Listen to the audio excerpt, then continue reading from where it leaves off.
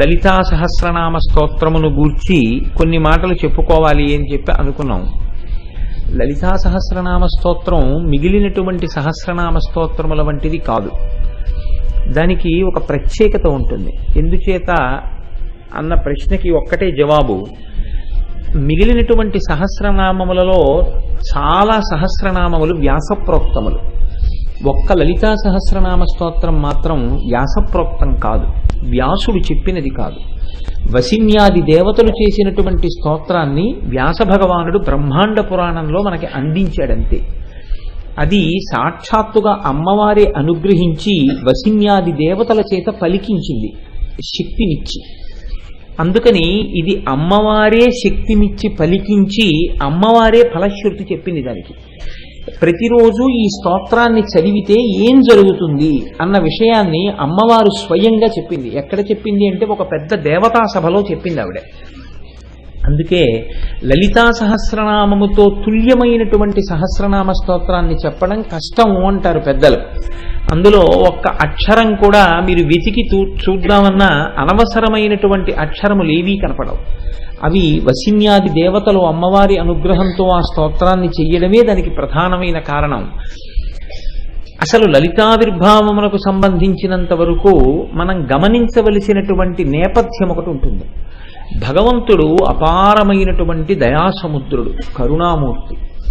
భగవంతుని యొక్క కారుణ్యము ఎంత చిత్రంగా ఉంటుంది అంటే, ప్రపంచంలో ప్రమాదకరమైనటువంటి వస్తువుని కూడా శుద్ధి చేసి ప్రపంచానికి పనికొచ్చేటట్టుగా అందజేయడంలో ఈశ్వరుడి యొక్క కారుణ్యము వ్యక్తమవుతూ ఉంటుంది. మీరు చూడండి, ఒక పాము యొక్క విషం మనిషిలోకి ప్రవేశిస్తే మనిషి మరణిస్తాడు. కానీ వైద్యుడు అదే పాము యొక్క విషాన్ని తీసి శుద్ధి చేసి మనుష్యులకు వచ్చినటువంటి అనారోగ్యములు తొలగిపోవడం కోసమని ఔషధంగా అందిస్తాడు. వైద్యుడి చేతిలో పడితే పాము విషం మనుష్య కోటికి అది ఒక ఔషధంగా పనికొస్తుంది. అదే పాము విషం మన శరీరంలోకి ప్రవేశిస్తే మృత్యుకారకం అవుతుంది. వైద్యుడి చేతిలో పడినటువంటి పాము విషం ఎలా ఔషధి గుణాన్ని పొందిందో, అలాగే ఈ ప్రపంచంలో కొంతమంది అహంకారంతో గర్వంతో లోకాలన్నింటినీ కూడా ప్రమాదకరమైనటువంటి రీతిలోకి నెట్టేటట్టుగా ప్రవర్తించినప్పటికీ కారుణ్యమునకు ఆలవాలమైనటువంటి భగవంతుని యొక్క స్వరూపము, అది మీరు అమ్మవారిని పిలవండి, అయ్యవారిని పిలవండి, ఏ రూపంతో మీరు పిలిచినప్పటికీ ప్రస్ఫుటంగా ఈశ్వర కారుణ్యము వ్యక్తమవుతూ ఉంటుంది. విశేషించి అమ్మ అన్న మాట ఎక్కడుందో అక్కడ ఈ కారుణ్యం మరింత ప్రస్ఫుటంగా ఉంటుంది.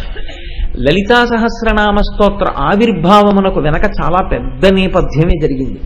మిగిలినటువంటి సహస్రనామ స్తోత్రములకు వేటికి ఇంత పెద్ద నేపథ్యం ఉన్నట్లు కనపడదు. ఒక పరమభక్తుడైనటువంటి వాడు ఎక్కడో ఒక చోట కీర్తన చేస్తాడు, మంచిదే. నేనంత మాత్రం చేత ఆ సహస్రనామముల యొక్క వైభవమును తగ్గించి మాట్లాడడం అనేటటువంటిది నా ప్రయోజనం కాదు. ఒక సహస్రనామ స్తోత్ర ఆవిర్భావము వెనుక ఉన్నటువంటి నేపథ్యము ఎంత పెద్దదై ఉన్నదో మీరు లలితా సహస్రనామ స్తోత్రాన్ని గమనిస్తే మనం కొంచెం ఆశ్చర్యపోవలసి ఉంటుంది. ఎందుచేత అంటే తారకాసుర సంహారం జరపవలసి వచ్చింది. మీరు శివమహాపురాణాన్ని అవధరించినప్పుడు తెలుసుకున్నారు. తారకాసుర సంహారం జరగాలి అంటే పార్వతీ పరమేశ్వరులకు కుమారుడు జన్మిస్తే తప్ప తారకాసురుడు నిర్జింపబడడం. కనుక మన్మధుడు పార్వతీదేవి యందు పరమశివుడు అనురక్తతను పొందడం కోసమని తనకున్నటువంటి పుష్పబాణములను విడిచిపెట్టాడు.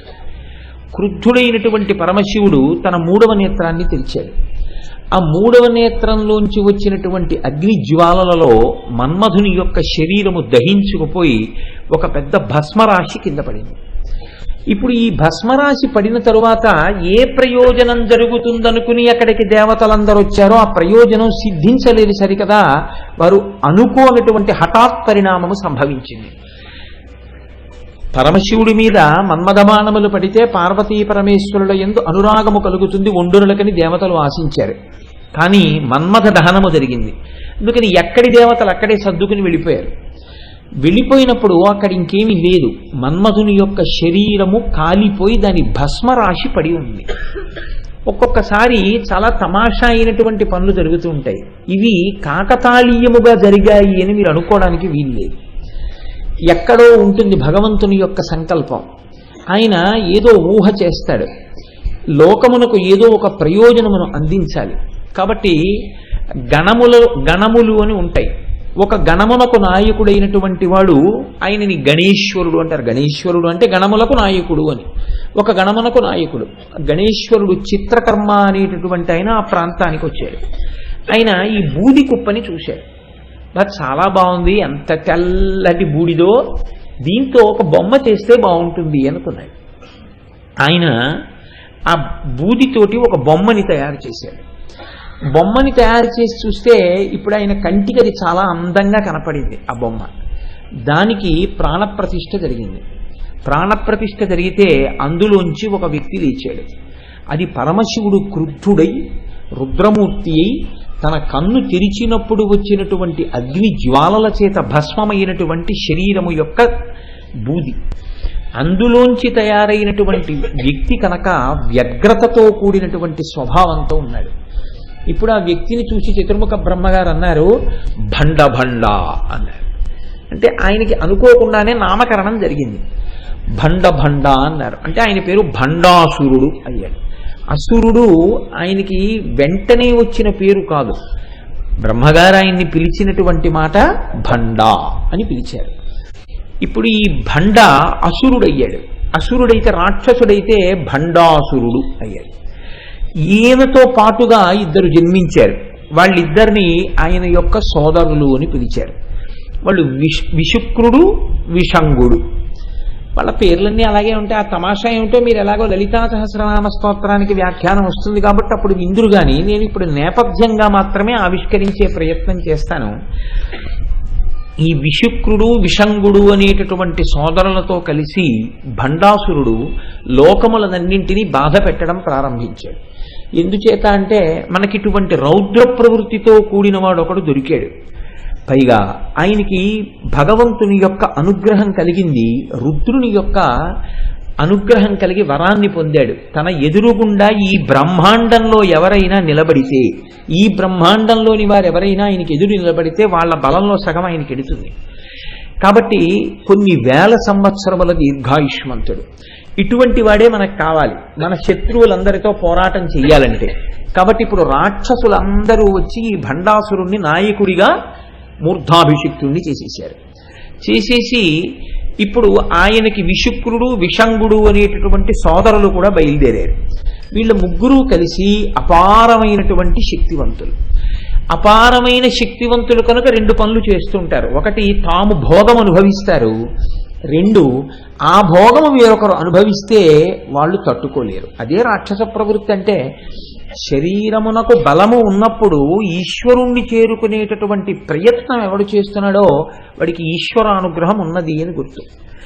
శరీరంలో బలం ఉండగా అది కేవలము భోగములకు మాత్రమే వాడుకున్నవాడు ఆపదని గమనించలేకపోతున్నాడు. కాలము వెళ్ళిపోతోందని తెలుసుకోలేకపోతున్నాడు.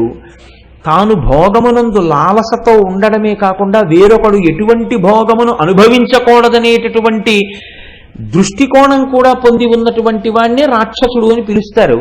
కాబట్టి ఇప్పుడు రాక్షసుల యొక్క చిలిమి చేశారు, రాక్షసులకు నాయకులయ్యారు. ఈ భండాసురుడికి 4 భార్యలు. సమ్మోహిని, కుముదిని, చిత్రాంగి, సుందరి. 4 భార్యల్ని చేసుకున్నాడు. పరమ సంతోషంగా కాలం గడుపుతున్నాడు. కాలం గడుపుతుంటే ఒకనాడు విశుక్రుడు, విషంగుడు, భండాసురుడు ఒక చోట సమావేశం అయ్యారు. రాక్షసుల యొక్క ప్రవృత్తి ఎంత గమ్మత్తుగా ఉంటుందో చూడండి. మీరు పురాణములను పరిశీలనం చేస్తే పురాణాలు ఎందుకు పనికొస్తాయండి అనుకుంటారు చాలామంది. పురాణముల యందు సరి అయినటువంటి దృష్టికోణ ప్రసరణం జరిగితే మీరు ఈ లోకాన్ని అధ్యయనం చేయడం చాలా తేలికైపోతుంది.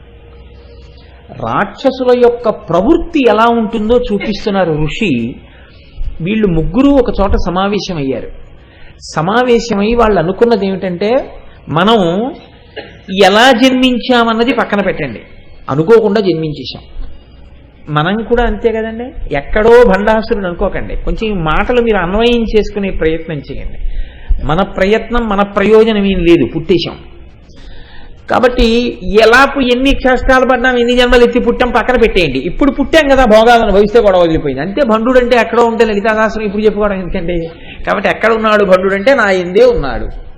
కాబట్టి ఇప్పుడు ఈ భండాసురుడు విశుక్రుడు విషంగుడితో కలిసి అన్నాడు, మనం సుఖాలు అనుభవించాం, మనం భోగాలు అనుభవించామంటే బాగుంది. మనని ఆశ్రయించినటువంటి వాళ్ళు సుఖాలు అనుభవించారు, భోగాలు అనుభవించారు, చాలా బాగుంది. మనకి ఎవరు జయ జయధ్వానం చేస్తారో, ఎవరు మనని ప్రభువుగా అంగీకరించారో, ఎవరు మన మోచేతి కింద నీరు తాగి బతుకుతున్నామని గులాములై ఉన్నారో అటువంటి వాళ్ళు సుఖములు అనుభవిస్తే మనకేం అభ్యంతరం లేదు. అటువంటి వారెవరు? రాక్షసులు. కాబట్టి రాక్షసులను అనుభవించని. కానీ మనని నాయకుడిగా అంగీకరించినటువంటి జాతులు కొన్నున్న ఈ ప్రపంచంలో, ఈ బ్రహ్మాండంలో, అవి యక్ష గంధర్వ కిన్నెర కింపురుష దేవతలతో ప్రారంభించి మనుష్య జాతితో సహా ఎన్నో జాతులున్నాయి. వీళ్ళెందుకు అనుభవించాలి భోగం? మనం అనుభవించామంటే దానికి అర్థం ఉంది. సుఖం అనుభవిస్తాం, వాడెందుకు అనుభవించాలి సుఖం? మీరు చూడండి, ఒక్కొక్కడు తాను సుఖపడతాడు, ఇంకొకడు సుఖపడ్డాన్ని చూడలేడు. మీరు చూడండి, కొంతమంది దగ్గర ఒక గమ్మత్తు ఉంటుంది. తను కూర్చుని ఉంటాడు, వేరొకరిని కూర్చోమని అండం. ఎందుకనంటే లోపల భండుడు ఉన్నాడు, నేను కూర్చోవచ్చు, ఆయన కూర్చోవడం ఏమిటి నా ముందు అంటే కూర్చోమండం. ఎందుకు అనలేడు అంటే కుర్చీ ఖాళీగా అన్నా ఉంచుతాడు తప్ప తన ముందు కూర్చోవడం అంగీకరించలేడు. ఇటువంటి స్థితి భండాసురుడైతే దీన్ని అధిగమించి తన కష్టాన్ని పక్కన పెట్టి అవతల వాళ్ళ యొక్క కష్టం గురించి ఎక్కువ ఆలోచించగలగడం దైవత్వం. అంతే తేడా. చంద్రశేఖర పరమాచార్య స్వామి ఒకరోజు ఆశ్రమం అధికారులు చూస్తే ఒప్పుకునేవారు కాదు. మీరు ఈ వయస్సులో ఇలాగే మాట్లాడుతుంటే మీ ఆరోగ్యం ఏమైపోతుందని బెంగపెట్టుకునేవారు. ఒకరోజు పాపం ఆ పీఠం మేనేజర్ గారు ఏదో పని మీద ఎక్కడికో వెళ్ళారు. మంచి అవకాశం దొరికింది అనుకున్నారు పరమాచార్యుల వారు. ఓ గడ్డిమావు దగ్గర కూర్చున్నారు. ఆయన కూర్చునే ప్రదేశాలు కూడా అలాగే ఉంటాయి, ఎందుకంటే అక్కడ ఆవులు తిరుగుతాయి, అందుకని ఆయనకి పరమ ప్రీతి. ఓ గడ్డిమావు దగ్గర కూర్చున్నారు. ఎవరో వెళ్ళి పురాణాల్లో ఉండేటటువంటి విషయాల గురించి మాట్లాడడం మొదలెట్టారు. అంతే, ఆయన పరమ ప్రసన్నులు అయిపోయారు. మాట్లాడేస్తున్నారు. తెల్లవారుజామున 3 అయింది. ఆయనకి 3 అయినట్టు ఆయనకి తెలియదు, కూర్చున్న వాళ్ళకి తెలియదు. పరమాచార్య మాట్లాడడం అంటే మాటలా అండి, అమృతధారలు. 3 అయింది. తెల్లవారుజాము సమయంలో ఆయన్ని కలుసుకోవడానికి అవుతుందేమో, స్నానం చేసి బయటికి వస్తారు కదా అని ఒక స్త్రీ తన కూతుర్ని తీసుకుని వచ్చి దూరంగా నించుంది. అప్పుడు వచ్చారు పీఠం మేనేజర్ గారు ఎక్కడి నుంచో వచ్చి, స్వామి మీకు ఎన్ని మాటల నుంచి చెప్తున్నామండి, పసిపిల్లాడికి చెప్పినట్టు భగవంతుడి పేరెత్తితే, పురాణం పేరెత్తితే, వేదం పేరెత్తితే, ఉపనిషత్తు పేరెత్తితే అలా మాట్లాడేయడమే. 3 అయింది. పోని పడుకుంటారా వెళ్ళో గంట అనుష్ఠానం. ఎలా ఉంటుంది ఆరోగ్యం? మీరు లేచి వెళ్ళి స్నానం చేసి, మీరు ఏమయ్యా ఇంతసేపు మాట్లాడించడానికి మీకు బాధగా లేదు, ఎందుకయ్యా అలా మాట్లాడిస్తారా ఆయన్ని అంటున్నారు. ఆయన అంటున్నారు పరమాచార్యులు వారు, ఈయన లేచి కమండలం పట్టుకుని సత్యదండం పట్టుకుని వెళ్ళబోదామని ఇలా చూశారు. చూసేటప్పటికీ ఒక ఆవిడ అక్కడ నిలబడి ఉంది ఈయనతో మాట్లాడడానికి. ఇలా అంటారేమో వద్దామని నించునుంది. పాపం చూశారు కదా, పిలుస్తారేమో అని ఆదుర్దా పడుతోంది. పీఠం మేనేజర్ గారు చూశారు, ఇంకా 3 అవ్వలేదు, అప్పుడే నువ్వు కూడా సిద్ధమైపోయావా? ఇప్పటిదాకా వీళ్ళు అయ్యారు, ఇక అనుష్ఠానం చేసుకుందామంటే ఇంకా నువ్వా అన్నారు. అంటే ఆయన అన్నారు, ఏమో నీకు చెప్పడం మర్చిపోయాను, ఒక్కసారి వెళ్ళి దేవాలయం దగ్గర కొద్దిగా విభూతి ఉంటుంది, అక్కడ ఒక్కసారి పట్టరా అన్నారు. అంటే మరి స్వామివారి ఆజ్ఞ కాదనకూడదు, గబగబా వెళ్ళారు పీఠం మేనేజర్ గారు. ఆయన గబగబా ఇల్లారా అన్నారు. అని ఏమమ్మా ఎందుకు నించున్నావు చీకట్లో అంతసేపు, ఏమి చెప్పు నీకు కారణం? ఆవిడ ఏదో చెప్పింది, ఆయన తీసుకొచ్చారు, ఆ విభూతి ఆవిడికి ఇచ్చేయని వెళ్ళిపోయారు. అంటే తన కష్టం గురించి చూసుకునేటటువంటి లక్షణాన్ని కూడా అధిగమించేసి అవతల వాళ్ళ కష్టం ఒక్కటే ఆలోచించగలిగినటువంటి స్థితికి మహాపురుషులు వెళ్ళిపోతారు. కేవలం తన భోగం తన సుఖం తప్ప ఇతరులు అటువంటి సుఖాన్ని కాని భోగాన్ని కాని అనుభవించకూడదని చూసేటటువంటి వాడు రాక్షస ప్రవృత్తి కలిగిన వాడు. కాబట్టి ఇప్పుడు భండుడికి వచ్చిన ఆలోచన ఏమిటి? మనం భోగం అనుభవిస్తున్నాం, బాగుంది. మనని నమ్మిన వాళ్ళు భోగం అనుభవిస్తున్నారు, బాగుంది. మన నాయకత్వం లేని వాళ్ళు, మనని నాయకుడిగా అంగీకరించని వాళ్ళు ఎందుకు భోగాలు అనుభవించాలి? వాళ్ళు అనుభవించకూడదు. కాబట్టి భోగం అనుభవించకూడదు అంటే ఏం చెయ్యాలి? వాళ్ళు చాలా చమత్కారమైన ఆలోచన చేశారండి. సృష్టిలో బహుశా ఏ రాక్షసులకి రాలేదు ఇటువంటి ఆలోచన. వాళ్ళు అన్నారు, మనం ఒక పని చేద్దాం, సుఖములన్నింటికీ ఆలవాలము ఎక్కడుందో దాన్ని నిర్వీర్యం చేద్దాం.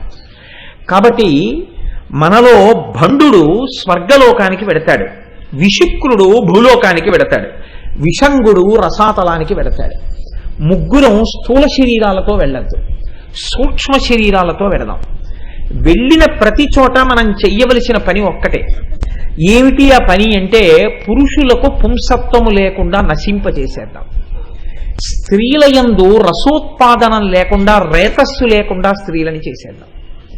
స్త్రీకి స్త్రీ సహజమైనటువంటి స్థితి ఉండదు, పురుషుడికి పుంసత్వం ఉండదు. ఇప్పుడు స్త్రీ పురుషుల మధ్య భోగీచ్ఛ ఉండదు.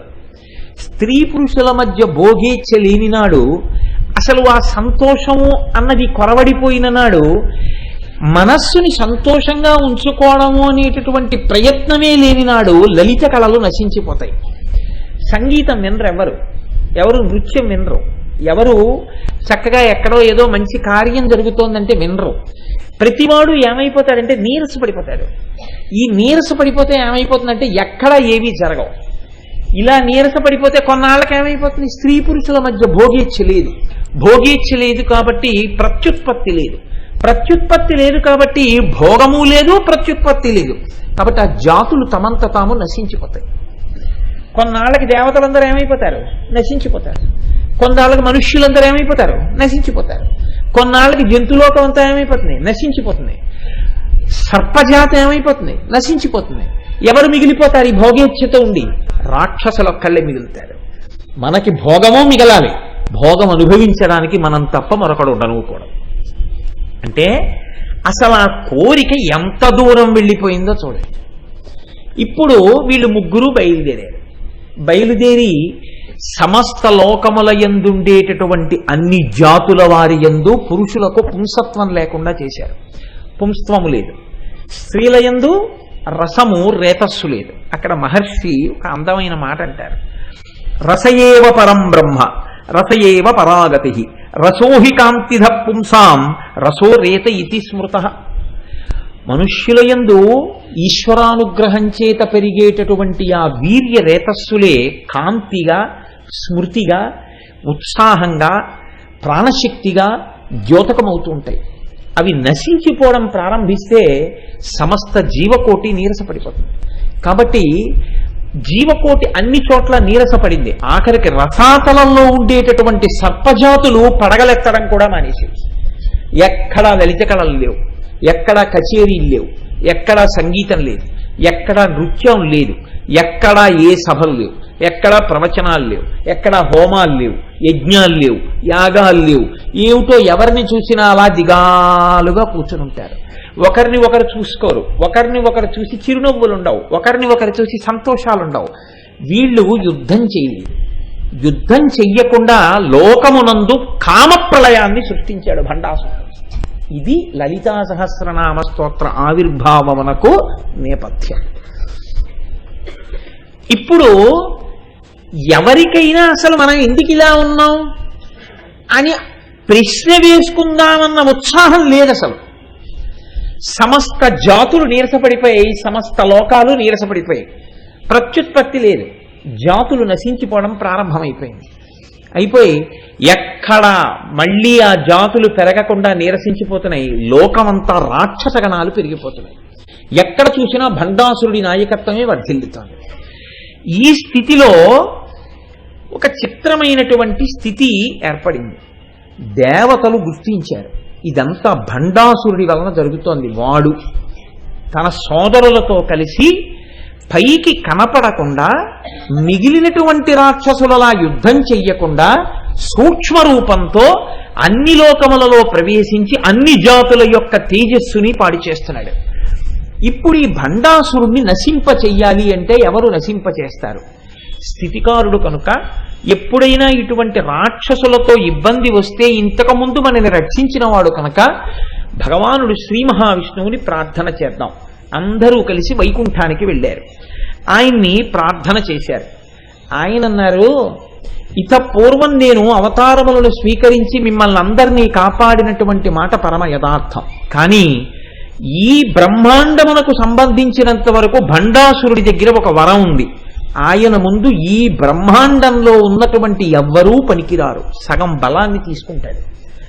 కాబట్టి ఇప్పుడు ఈ బ్రహ్మాండానికి ఆవలి ఉన్న వారిని తీసుకొచ్చి ఈ బ్రహ్మాండంలో ఉన్న భండాసురుణ్ణి నిర్జింపచేయాలి.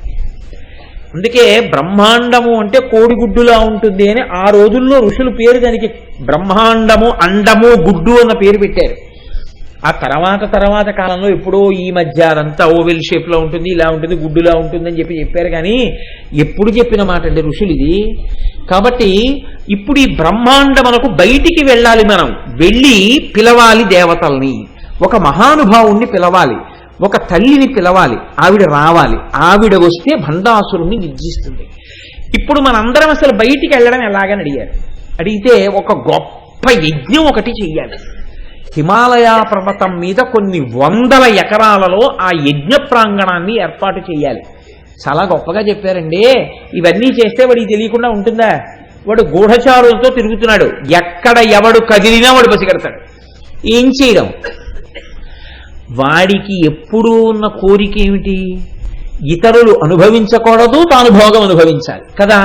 కాబట్టి వాడు బాగా భోగం అనుభవించడం కోసమని ఇంతకుముందు ఎప్పుడూ వాడు కని విని ఎరుగనటువంటి 2 కాంతల్ని నేను సృష్టిస్తాను, అక్కడికి పంపుతాను. వాడు ఆ కాంతలతో రతికేలిలో మునిగి తేలుతూ ఉంటాడు, ఆ సుఖమునందు ఉంటాడు. అప్పుడు మనం నిశ్శబ్దంగా ఎవ్వరికీ తెలియకుండా ఇక్కడ హోమగుండాన్ని నిర్మాణం చేద్దాం, పదండని చెప్పి శ్రీ మహావిష్ణువు దేవతలందరినీ వెంట పెట్టుకుని బ్రహ్మాండము యొక్క అంచు దగ్గరికి తీసుకుని వెళ్ళారు. ఇప్పుడు ఈ అంచులోంచి బయటికి వెళ్ళాలి, బ్రహ్మాండం బయటికి వెళ్ళి బ్రహ్మాండం బయట ఉన్న వారిని ఆహ్వానం చెయ్యాలి. అందుకని ఇప్పుడు వీళ్ళు వెళ్ళి ఆ బ్రహ్మాండానికి రంధ్రం చేశారు. రంధ్రం చేసి అంచులోంచి మెల్లిగా రంధ్రంలోంచి బ్రహ్మాండము యొక్క పైభాగమునకు వెళ్ళారు, అవతల భాగానికి వెళ్ళి నిలబడ్డారు. వెళ్ళి నిలబడితే ఏముంటుంది? నత్ర సూర్యోభాతిర చంద్రతారకం నేమా విద్యుతోభాతి కుతోయమగ్ని. అటువంటివి ఎన్ని కోట్ల బ్రహ్మాండములు, ఇన్ని బ్రహ్మాండములకు ఎంతమంది అధినాథులు, ఇన్ని బ్రహ్మాండాలున్నాయో ఇలాగా. ఇప్పుడు ఎవరొచ్చి రక్షిస్తారు? ఎవరిని పిలవాలి? వాళ్ళకి అనుమానం వచ్చింది. ఇప్పుడు వాళ్ళన్నారు మనం పిలుద్దాం. అసలు ఎవరిని పిలిస్తే మనకి కావలసినటువంటి శక్తి పుట్టేటట్టుగా చేస్తాడో అటువంటి మహానుభావుడు శంభుదేవుడు ఉన్నాడు. ఆయన్ని మనందరం ఎలుగెత్తి పిలుద్దాం, పిలిస్తే తప్పకుండా పలుకుతాడు. కనుక రండి అందరూ కలిసి స్తోత్రం చెయ్యండి శంభుదేవుణ్ణి అన్నారు. ఆ శంభుదేవుడి గురించి మీరు చేసినటువంటి ప్రార్థనే మనందరం చేశామే ప్రారంభంలో, అదే దేవతలందరూ పరమశివుణ్ణి ఉద్దేశించి ఆ శంభుదేవుణ్ణి ఉద్దేశించి పిలిచారు. జయపాలనయన శ్రీ కల్లోలనయన చితశైలనయన శర్వా జయకాల కాల జయ మృత్యు మృత్యు జయ దేవ దేవ శంభో. ఇందాక మీరు చదివారు కదా, అదే స్తోత్రాన్ని దేవతలందరూ కలిసి పిలిచారు. పిలిస్తే అందులో మీరు పెద్ద వివరణ చెయ్యవలసింది ఏముండదు. అందులో పరమశివుని యొక్క గుణములన్నీ ఆవిష్కరింపబడి ఉంటాయి. శంభుదేవుడు అక్కడికి వచ్చాడు. వచ్చి ఆయన అన్నాడు, మీకు కలిగినటువంటి విపత్తు నుంచి మిమ్మల్ని ఉద్ధరించాలి అంటే లలితాపరాభట్టారిక స్వరూపం ఆవిర్భవించాలి. అటువంటి స్వరూపం ఆవిర్భవించాలి అంటే ఒక గొప్ప యజ్ఞం ఒకటి మనం చెయ్యాలి. ఆ హోమగుండంలోంచి అమ్మవారు పైకొస్తుంది. శ్రీ మహావిష్ణువు ఇప్పటికే భండాసురుణ్ణి మోహమునందు ముంచెత్తడానికి 2 వనితల్ని సృష్టించారు. కాబట్టి మనం నిశ్శబ్దంగా ఇప్పుడు హిమాలయ పర్వత ప్రాంతమునందు కూర్చుని అటువంటి హోమం చేద్దాం రండి అన్నారు. అందరూ వెళ్ళారు. ఒక పెద్ద యజ్ఞగుండాన్ని అక్కడ తయారు చేశారు. కూర్చుని ఇప్పుడు ఆ యజ్ఞగుండంలో అగ్నిహోత్రాన్ని ప్రతిష్ఠించాలి. అప్పుడు కదండి అందులోకి హవిస్సులు ఇచ్చి పిలవడం అమ్మవారిని. ఇప్పుడు ఈ అగ్నిని తీసుకొచ్చి పెట్టడానికి మీరు మొన్న చూశారు, ఇక్కడ వెంకటాచల వైభవం జరుగుతున్నప్పుడు ఆరణి మంధనము అని చేస్తారు. ఇటువంటి అగ్నిని పుట్టించవచ్చు, కానీ పుట్టిస్తే అప్పుడు ఆ అగ్ని ఏ బ్రహ్మాండంలోది? ఈ బ్రహ్మాండంలోదే అవుతుంది. ఈ బ్రహ్మాండంలో ఉన్న అగ్నితో మీరు ఏదైనా చేస్తే వాడు సంకల్పం చేస్తే అందులో సగం తీసేసుకుంటాడు.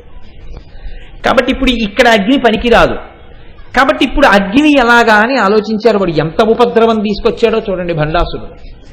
అంటే ఇప్పుడు శంభుదేవుడు అన్నాడు, మనకి గార్హపత్య అగ్ని, ఆహవనీయ అగ్ని, దక్షిణాగ్ని అని 3 అగ్నులు ఉన్నాయి.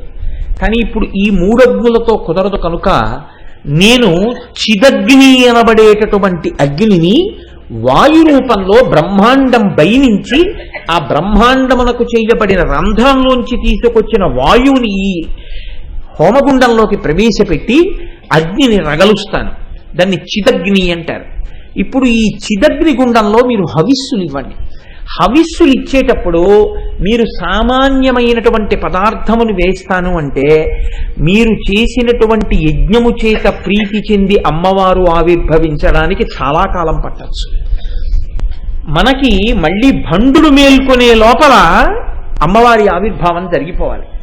కాబట్టి మీ ఆర్తి ప్రకటనం జరగాలి, తొందరగా రమ్మని పిలవాలి. కాబట్టి హవిస్సుల కొరకు వేరొకటి వాడకండి. మీరు దేవతలు కనుక మీ శరీరావయవములను కోసినంత మాత్రం చేత మీకు మృత్యువు రాదు. అది ఇతరులైతే శరీరావయవములను కోసేసుకుంటే మృత్యువు పాలైపోతారు. మీకు ఆ భయం లేదు.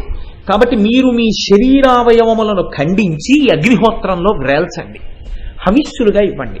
అంటే మీ ఆర్తి ప్రకటనం జరుగుతున్నప్పుడు అప్పుడు అందులోంచి అమ్మవారు ఆవిర్భవిస్తుంది. ఇది దేవతలకు కాబట్టి సరిపోయింది. అలా ఆర్తి ప్రకటనానికి అందరూ అటువంటి పనులు చేయమని కాదు దాని ఉద్దేశం. కాబట్టి ఇప్పుడు హోమగుండంలో దేవతలు తమ యొక్క శరీర ఖండములను తీసి ఆ అగ్నిహోత్రంలో సమర్పించి అమ్మవారిని ప్రార్థన చేశారు. అమ్మా నువ్వు ఆవిర్భవించాలి అని ఆనాడు శంభుదేవుడు అష్టకారికలతో ప్రార్థన చేశాడు. అదే సముద్భవ సముద్భవ, అమ్మాను ఆవిర్భవించు, అమ్మాను ఆవిర్భవించు, అమ్మాను ఆవిర్భవించు అంటూ 8 శ్లోకాలున్నాయే ఆనాడు బ్రహ్మాండ పురాణంలో శంభుదేవుడు చదివినటువంటి అష్టకారికలు. వాటిని దేవతలందరూ చదివారు. అలా చదివితే అమ్మవారి యొక్క ఆవిర్భావం ప్రారంభమైంది ఆ చిదగ్నిగుండంలోంచి. ఇప్పుడు వీళ్ళందరూ అలా హోమం చేస్తూ అలా యజ్ఞములో తమ శరీర ఖండములను వ్రేలుస్తూ అమ్మవారిని ప్రార్థన చేస్తుంటే అమ్మవారి యొక్క అనుగ్రహము కలిగి మాంసనేత్రము చేత చూడడానికి వీలు కానటువంటి పరబ్రహ్మస్వరూపిణి అయినటువంటి అమ్మవారు అందరికీ కనపడేటటువంటి రూపంతో అనేక కోట్ల బ్రహ్మాండములకు నాయకురాలైనటువంటి తల్లి, మణిద్వీపంలో కూర్చుని ఇన్ని బ్రహ్మాండములను శాసించగలిగినటువంటి తల్లి ఈ బ్రహ్మాండంలో హిమాలయ పర్వతాల మీద ఏర్పాటు చేయబడినటువంటి హోమగుండంలోంచి ఆ తల్లి ఆవిర్భవించడం ప్రారంభించింది. అమ్మవారు ఎప్పుడైతే చిదగ్నిగుండంలోంచి ఆవిర్భవిస్తోందో ఆ స్వరూపాన్ని చూసి దేవతలందరూ ప్రార్థన చేశారు. అమ్మా ఇది లలితా సహస్రనామ స్తోత్రము దేవతలు చేసినది కాదు, మీరు బాగా జ్ఞాపకం పెట్టుకోవాలి. ఇందాక మనం చదివేమే స్తోత్రం దేవతలు లలితాదేవిని గూర్చి చేసిన ప్రార్థన.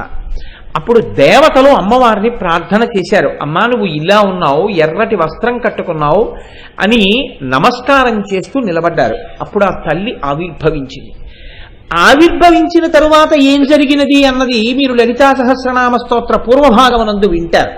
ఆవిడ యుద్ధం ఎలా చేసింది, ఆవిడ ఎలా దేవతా సైన్యాల్ని సృష్టి చేసింది, అప్పటికప్పుడు ఆవిడ వారాహిని ఎలా సృష్టించింది, శ్యామలాదేవిని ఎలా సృష్టించింది, ఆవిడ ఏనుగుల్ని ఎలా సృష్టించింది, గుర్రాలను ఎలా సృష్టించింది, బాలాతల్లిని తన బిడ్డని ఎలా సృష్టించింది, తన భర్తని మహాకామేశ్వరుడిగా ఎలా స్వీకరించింది, యుద్ధం ఎలా చేసింది, ఆఖరికి భండాసురుణ్ణి నిర్జించింది, ఆవిడ సంహరించింది. ఇప్పుడు భండాసురుణ్ణి సంహరించిన తరువాత దేవతలందరూ పరమ ప్రసన్నాన్ని పొందారు. ఇక్కడ మీరు గమనించవలసినటువంటి విషయం ఒకటి ఉంటుంది. అమ్మవారు ఆవిర్భవించడానికి కారణం ఏమి, దానికి ఇలా చేస్తే ఆవిర్భవించినది అని చెప్పడానికి ఒక ప్రత్యేకమైనటువంటి శైలి ఏదైనా వాళ్ళు పాటించారని చెప్పడం కుదురుతుందా అంటే దానికి పెద్దలు అంటారు, ఒక మాట చెప్తారు, ఘృత కాఠిన్యవత్. అంటే నెయ్యి కరిగి ఉంటుంది, కరిగి ఉన్నటువంటి నీటికి ఒక రంగు ఉండదు, ఒక రూపం ఉండదు. కానీ దానికి చల్లటి గాలి తగిలిందనుకోండి వెంటనే అది ఘనీభవిస్తుంది, ఘనీభవించి ముద్దలా అవుతుంది. ఇప్పుడు ముద్దలా ఉన్నటువంటి నీతిని మీరు చేత్తో పట్టుకోవచ్చు, ముద్దలా ఉన్నటువంటి చేతికి ఒక రూపం ఉంటుంది, ఒక రంగు ఉంటుంది, మీకు తెలుస్తుంది. కరిగినటువంటి నెయ్యి చల్లటి గాలికి పేరుకున్నట్టే భగవంతుని యొక్క నిర్గుణమైనటువంటి స్వరూపము భక్తుల యొక్క ఆర్తి అనబడేటటువంటి భక్తి అనబడేటటువంటి చల్లతనం తగిలితే ఈ కంటితో చూడడానికి వీలైనటువంటి సాకారమును పొందుతుంది. అందుకే అంతటా నిండి నిబిడీకృతమైనటువంటి పరమాత్మ ఒక అవతారమును దాల్చాలి అంటే దానికి ముందు ఒక స్తోత్రం ఉంటుంది, ఒక ప్రార్థన ఉంటుంది. దేవతలో ఋషులో ఎవరో ప్రార్థన చేస్తారు. ఆ ప్రార్థనని మన్నించి భగవంతుడు ఒక రూపాన్ని పొందుతాడు. అందుకే వేదం అజాయమానో బహుధా విజాయతే అంటుంది. ఇన్ని రూపాలు ఎందుకండి సనాతన ధర్మంలో, ఇంతమంది దేవుళ్ళు ఎందుకండి అని అడుగుతుంటారు. నీకెన్ని కష్టాలున్నాయో అన్ని భగవంతు రూపాలు ఉంటాయి. కారణం ఏమిటో తెలుసా అండి? ఒక్కొక్కడికి ఒక్కొక్క కష్టం వచ్చినప్పుడు ఒక్కొక్క రూపంలో ఈశ్వరుడు రావాలని అడిగాడు. ఆ రూపంలో ఈశ్వరుడు వచ్చాడు. చెయ్యగలిగిన నేర్పరితనం ఉండాలి, కానీ ఒక్క కొయ్య దుంగ పట్టుకుని అందులోంచి పిచుకలు చేస్తాడు, అందులోంచి బొమ్మలు చేస్తాడు, దశావతారాలు చేస్తాడు, కుండలు చేస్తాడు, మూకుళ్ళు చేస్తాడు, ఇన్ని చేస్తాడు. ఒక్క కొయ్య ముక్క పట్టుకుని అందులోంచి ఏనుగులు చేస్తాడు, గుర్రాలు చేస్తాడు, ఇన్ని చేస్తాడు. మీరు బొమ్మల గూట్లో ఇవన్నీ పెట్టి పిల్లల్ని తీసుకెడితే ఇవి గుర్రాలు, ఇవి ఏనుగులు, ఇవి దశావతారాలు, ఇది రాముడు, ఇది ధనస్సు, ఇది కుండ, ఇది మూకుడు, ఇది మూత, ఇన్ని మాటలు చెప్తారు. కానీ అదంతా కొయ్యే. కొయ్యని ఇన్ని రూపములుగా మార్చినటువంటి కమ్మరివాడిలా, మట్టినే ఇన్ని రూపాలుగా మార్చిన కుమ్మరివాడిలా ఈశ్వరుడు ప్రసన్నుడైతే భక్తుల యొక్క భక్తి అనబడేటటువంటి చల్లతనం ఆయనకి తగిలితే ఘనీభవించి భగవంతుడు ఒక రూపాన్ని పొందుతాడు. కాబట్టి ఇప్పుడు లలితాదేవి కూడా ఒక రూపాన్ని అలా పొంది ఆవిడ ఆవిర్భవించింది. ఇప్పుడు ఈ ఆవిర్భవించినటువంటి తల్లి భండాసురుణ్ణి నిర్జించిన తరువాత మీ అందరికీ కావలసినటువంటి పని నేను చేసి పెట్టాను, భండాసురుణ్ణి నిర్జించాను. ఇప్పుడు లోకములన్నీ ప్రశాంతతని పొందాయి, అందరూ మళ్ళీ ఉత్సాహాన్ని పొందారు, అందరూ మళ్ళీ సంతోషాన్ని పొందారు, అన్ని జాతులు మళ్ళీ పెరుగుతాయి. ఇక నేను బయలుదేరి నా యొక్క మణిద్వీపానికి వెళ్ళిపోతున్నాను, నా యొక్క నిజ స్థావరం ఏదుందో ఆ స్థావరానికి పరిపాలనా కేంద్రానికి బయలుదేరుతున్నానన్నారు. అంటే దేవతలు ఋషులు అందరూ ఆనాడు అమ్మవారిని ప్రార్థన చేశారు. అమ్మా, కష్టం ఎందుకు వచ్చిందో మాకు తెలియదు, కానీ ఇది ఒక గొప్ప అనుగ్రహానికి హేతువైంది. పాము విషం వైద్యుడి చేతిలో పడితే ఓషధి అయినట్టు భండాసురుడు పెట్టినటువంటి కష్టాలకి నిన్ను ప్రార్థన చేయడం మాకు ఒక పెద్ద ఉపకారం చేస్తోంది. నువ్వు ఇక్కడి నుంచి వెళ్ళిపోవడానికి వీల్లేదు. నీవు 16 చోట్ల ఈ భూమండలంలో ఉండాలి, ఈ బ్రహ్మాండంలో. కాబట్టి ఈ 16 చోట్ల నువ్వు ఉన్న ప్రాంతాలని కూడా శ్రీపురములు అని పిలుస్తారు. 16 పేర్లు శ్రీపురములే. కాబట్టి 16 శ్రీపురములను నిర్మించడం కోసమని మేము మయుణ్ణి విశ్వకర్మని ప్రార్థన చేస్తాం. 16 చోట్ల నువ్వు వెలియాలి తల్లి అన్నారు. ఇప్పుడు మీరు ఆలోచించండి, అంత ఉన్నది కొయ్యని గుర్రంగా మారిస్తే గుర్రం, ఉన్నది కొయ్య ఏనుగ్గా మారిస్తే ఏనుగు, ఉన్నది కొయ్య రాముడిగా చెక్కితే రాముడు, ఉన్నది కొయ్య కృష్ణుడిగా చెక్కితే కృష్ణుడు. కానీ అది మాత్రం కొయ్య, లోపల ఉన్నది కొయ్య లేకుండా మాత్రం ఇవేమీ లేవు. ఇవి లేకపోయినా కొయ్య మాత్రం ఉంటుంది. అలాగే అమ్మవారిని 16 చోట్ల 16 పేర్లతో ఉండమని అడిగారు వీళ్ళు. ఎన్ని పేర్లతో పిలిస్తే ఆవిడికి అభ్యంతరం? మీ ఇష్టం, ఏ పేర్లతో నన్ను ఉండమని కోరుకుంటున్నారు, ఎక్కడెక్కడ ఉండమని కోరుకుంటున్నారు. ఇది భక్తి అంటే. వాళ్ళు అనుగ్రహాన్ని పొంది వదిలిపెట్టలేదు, వాళ్ళు అలా అడిగారు కాబట్టే మనకి లలితా సహస్రం వచ్చింది. వాళ్ళు అన్నారు, అమ్మ నువ్వు 16 చోట్ల నిలబడాలి అన్నారు. ఎక్కడెక్కడా అని అడిగింది తల్లి. మేరు పర్వతం, నిషధ పర్వతం, హేమకూటం, హిమాలయం, గంధమాదనం, నీలగిరి, మేషగిరి, శృంగగిరి, మహేంద్రగిరి, లవణ సముద్రం, ఇక్షు సముద్రం, సురా సముద్రం, ఘృత సముద్రం, దధి సముద్రం, క్షీర సముద్రం, జల సముద్రం. ఈ అన్ని చోట్ల, ఈ 16 చోట్ల నువ్వు స్థిర నివాసివై ఉండాలి. ఏ ఏ పేర్లతో ఉండమంటారు అని అడిగింది తల్లి. ఈ పేర్లు వింటే చాలండి, దేవతలు అమ్మవారిని ప్రార్థన చేసి తెచ్చుకున్నటువంటి పేర్లు. అందుకే ఆ నామములను విన్నంత మాత్రం చేత అమ్మవారి యొక్క అనుగ్రహం కలుగుతూ ఉంటుంది.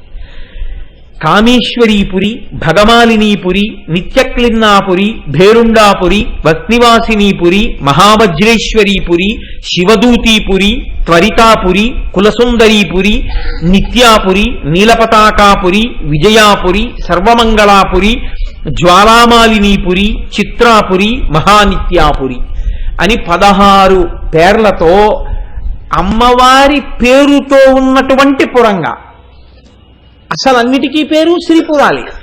16 పేర్లతో అమ్మవారు 16 ప్రాంతములలో వెలిసింది. ఆ తల్లి వెలిసిందంటే దేవతల ప్రార్థనని అనుసరించి 16 ప్రాంతములందు నిలబడి ఈ బ్రహ్మాండాన్నంతటినీ ఆ తల్లి తన యొక్క రక్షణ కవచంలోకి తీసుకుంది. ఈ ఆవిర్భవించినటువంటి తల్లి యొక్క స్వరూపానికి ఋషులు ఒక పేరు పెట్టారు. ఆ పేరే లలిత అన్నారు. లలిత అన్న పేరు ఎందుకు పెట్టారు, ఏ కారణం చేత పెట్టారు? ఏదో పెట్టాలని అనిపించి పెట్టారా, లేకపోతే లలిత అని పిలవడం వెనకాతల ఏదైనా హేతు ఉందా అంటే, లోకానతీత్య లలతే లలిత తేన చోచ్యతే. ఈ తల్లి లోకములన్నింటినీ మించిపోయినటువంటి అతిశయంతో కూడినటువంటి తల్లి కనుక, అంతటి సౌందర్యమును పొంది ఉన్న తల్లి కనుక లోకానతీత్య లలతే లలిత తేన చోచ్యతే. ఆ తల్లికి లలిత అని ఉచ్యతే పిలవబడినది. కానీ ఇక్కడ మీరు ఒక విషయాన్ని ఆలోచించండి, కొంచెం మీరు జాగ్రత్తగా పరిశీలనం చేస్తే ఒక విషయాన్ని మీరు గమనించవలసి ఉంటుంది. అమ్మవారు లోకములనన్నింటికన్నా కూడా అతిశయమైనటువంటి అందంతో ఉంది అని మీరు ఓ మాట అన్నారనుకోండి, అప్పుడు అది భక్తి అవుతుందా, అమ్మవారి సౌందర్యాన్ని ఎంచడం అవుతుందా? మీరు కొంచెం జాగ్రత్తగా ఆలోచించండి. అమ్మ అందాన్ని బిడ్డలు ఎంచవచ్చా? అమ్మ చాలా అందంగా ఉందండి, బ్రహ్మాండాలన్నింటినీ మించిపోయినటువంటి అందంతో మా అమ్మ ఉంది అని పేరు పెట్టి పిలిచి, అందుకని మేము లలిత అని పిలుస్తున్నాం, అందుకని లోకానతీత్య లలితే లలిత తేన చోచ్యతే అంటూ అసలు అలా అనొచ్చా? అంటే ఇక్కడ పెద్దలు అన్నారు, ఒక విషయాన్ని నువ్వు జ్ఞాపకం పెట్టుకోవలసి ఉంటుంది అన్నారు. ఇది బాహ్య సౌందర్యమును గూర్చి చెప్పినటువంటి మాట నిజమే, కానీ భగవంతుని యొక్క అనుగ్రహం కానీ, లోపల ఉండేటటువంటి మంచితనం కానీ, దయ కానీ, ప్రధానంగా మీరు దయ అన్న విషయం గురించి ఆలోచించండి. ఎందుకంటే అమ్మవారి యొక్క గుణములలో దయ ఒకటి అని ఎవరైనా అన్నారనుకోండి, ఖచ్చితంగా అది తప్పు మాట. అమ్మవారి యొక్క గుణములలో దయ ఒకటి కాదు, అమ్మయే దయ. అమ్మని ఏమనాలంటే ఆవిడ దయాస్వరూపిణి అన్నారు. అమ్మవారి యొక్క ప్రధానమైనటువంటి తత్వమే దయ. ఇప్పుడు ఒక వ్యక్తి పైకి అందంగా ఉండకపోవచ్చు, చూడగానే అబ్బాయి ఏమిటండి ఆయన అలా ఉన్నారు అని మీకు అనిపించవచ్చు, కానీ ఆయన గొప్ప దయాశాలి కావచ్చు. ఒక వ్యక్తి పైకి చాలా అందంగా కనపడచ్చు, కానీ వాడు పరమ మోసగాడు కావచ్చు, నిర్దయుడు కావచ్చు. అందము దయ రెండూ ఒక చోటే ఉండాలి అని మీరు ఎప్పుడైనా ఊహించి నిర్ధారణ చేసి చెప్పగలరా? ఒక ఆయన అందంగా ఉన్నాడు కాబట్టి ఆయన యందు దయ కూడా ఉంటుందండి ఖచ్చితంగా అని మీరు నిర్ధారణ చేయగలరా? చేయలేరు. ఈయన అందంగా లేడు కాబట్టి ఈయన యందు దయ ఉండదండి అని మీరు నిర్ధారణ చేయగలరా? చెయ్యలేరు. అందముంటే దయ ఉండాలని లేదు, దయ ఉంటే అందం ఉండాలని లేదు. అందముండి దయ లేకపోవచ్చు, అందము లేక దయ ఉండవచ్చు. అమ్మవారి యొక్క లలితా శబ్దానికి గొప్పతనం ఏమిటంటే, ఆవిడ యొక్క అందము కేవలము బాహ్యమునందందము కాదు, ఆవిడ అందము ఆవిడ యొక్క దయయే. మీరు ఆ భావనతో చూసినప్పుడే అమ్మ అన్న మాట పట్ల మనకి అంత ప్రేమ ఎందుకో తెలుసా అండి? అమ్మలో అందం చూడం, అమ్మ అనేటప్పటికీ మనకేం గుర్తొస్తుంది అంటే, అన్ని ప్రమాదముల నుంచి మనని చిన్నతనం నుంచి పైకెత్తినటువంటి అమృత శక్తి, అదే అమ్మ. మనం పుట్టినప్పుడు అసలు లోపల పిండం పెరగడానికి ఒక భద్రమైన స్థానాన్ని ఆవిడ ఏర్పాటు చేసింది.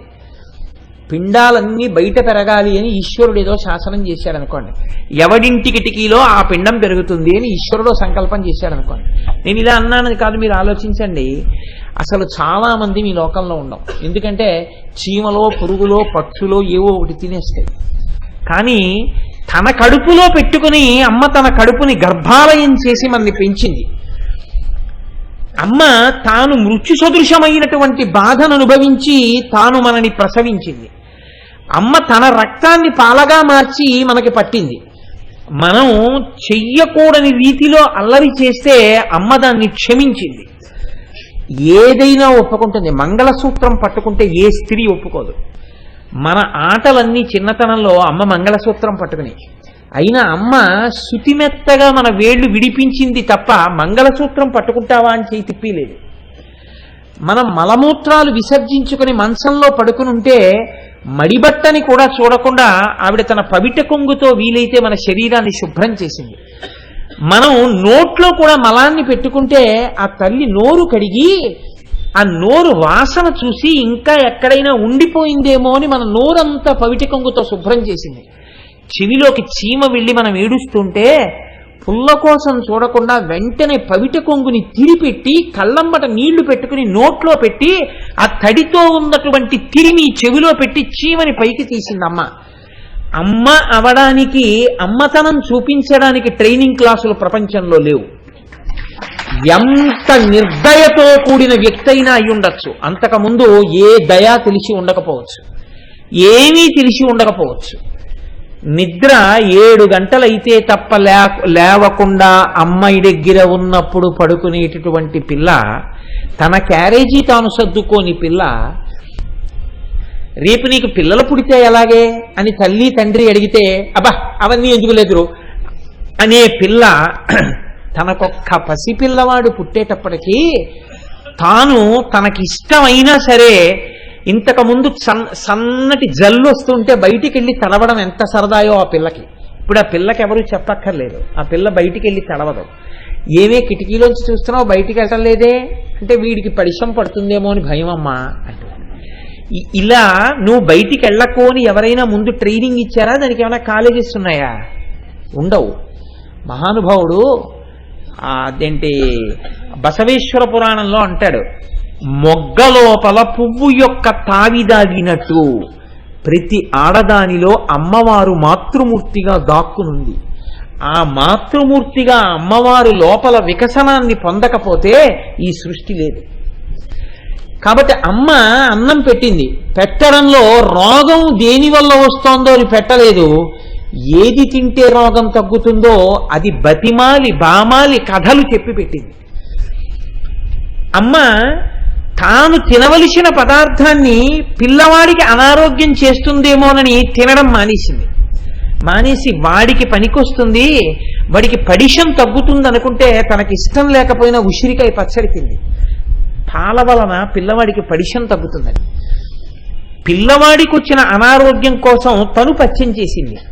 ఇప్పుడు మీరు ఆలోచించండి, మీరు ఏ స్థితిలో ఉండనివ్వండి, అమ్మ అన్న మాట వినపడగానే, అందుకే తండ్రి అంటే భయం ఉన్న వాళ్ళు ఉంటారు, అమ్మ అంటే మాకు భయము అన్నవాళ్ళు లోకంలో ఉండరు. అందుకే లోకంలో ఒక నానుడి ఉంది, అమ్మ కోపం తాటాకు మంట. అమ్మ కోపం తాటాకు బుట్టమడినట్టు ఉంటుందండి.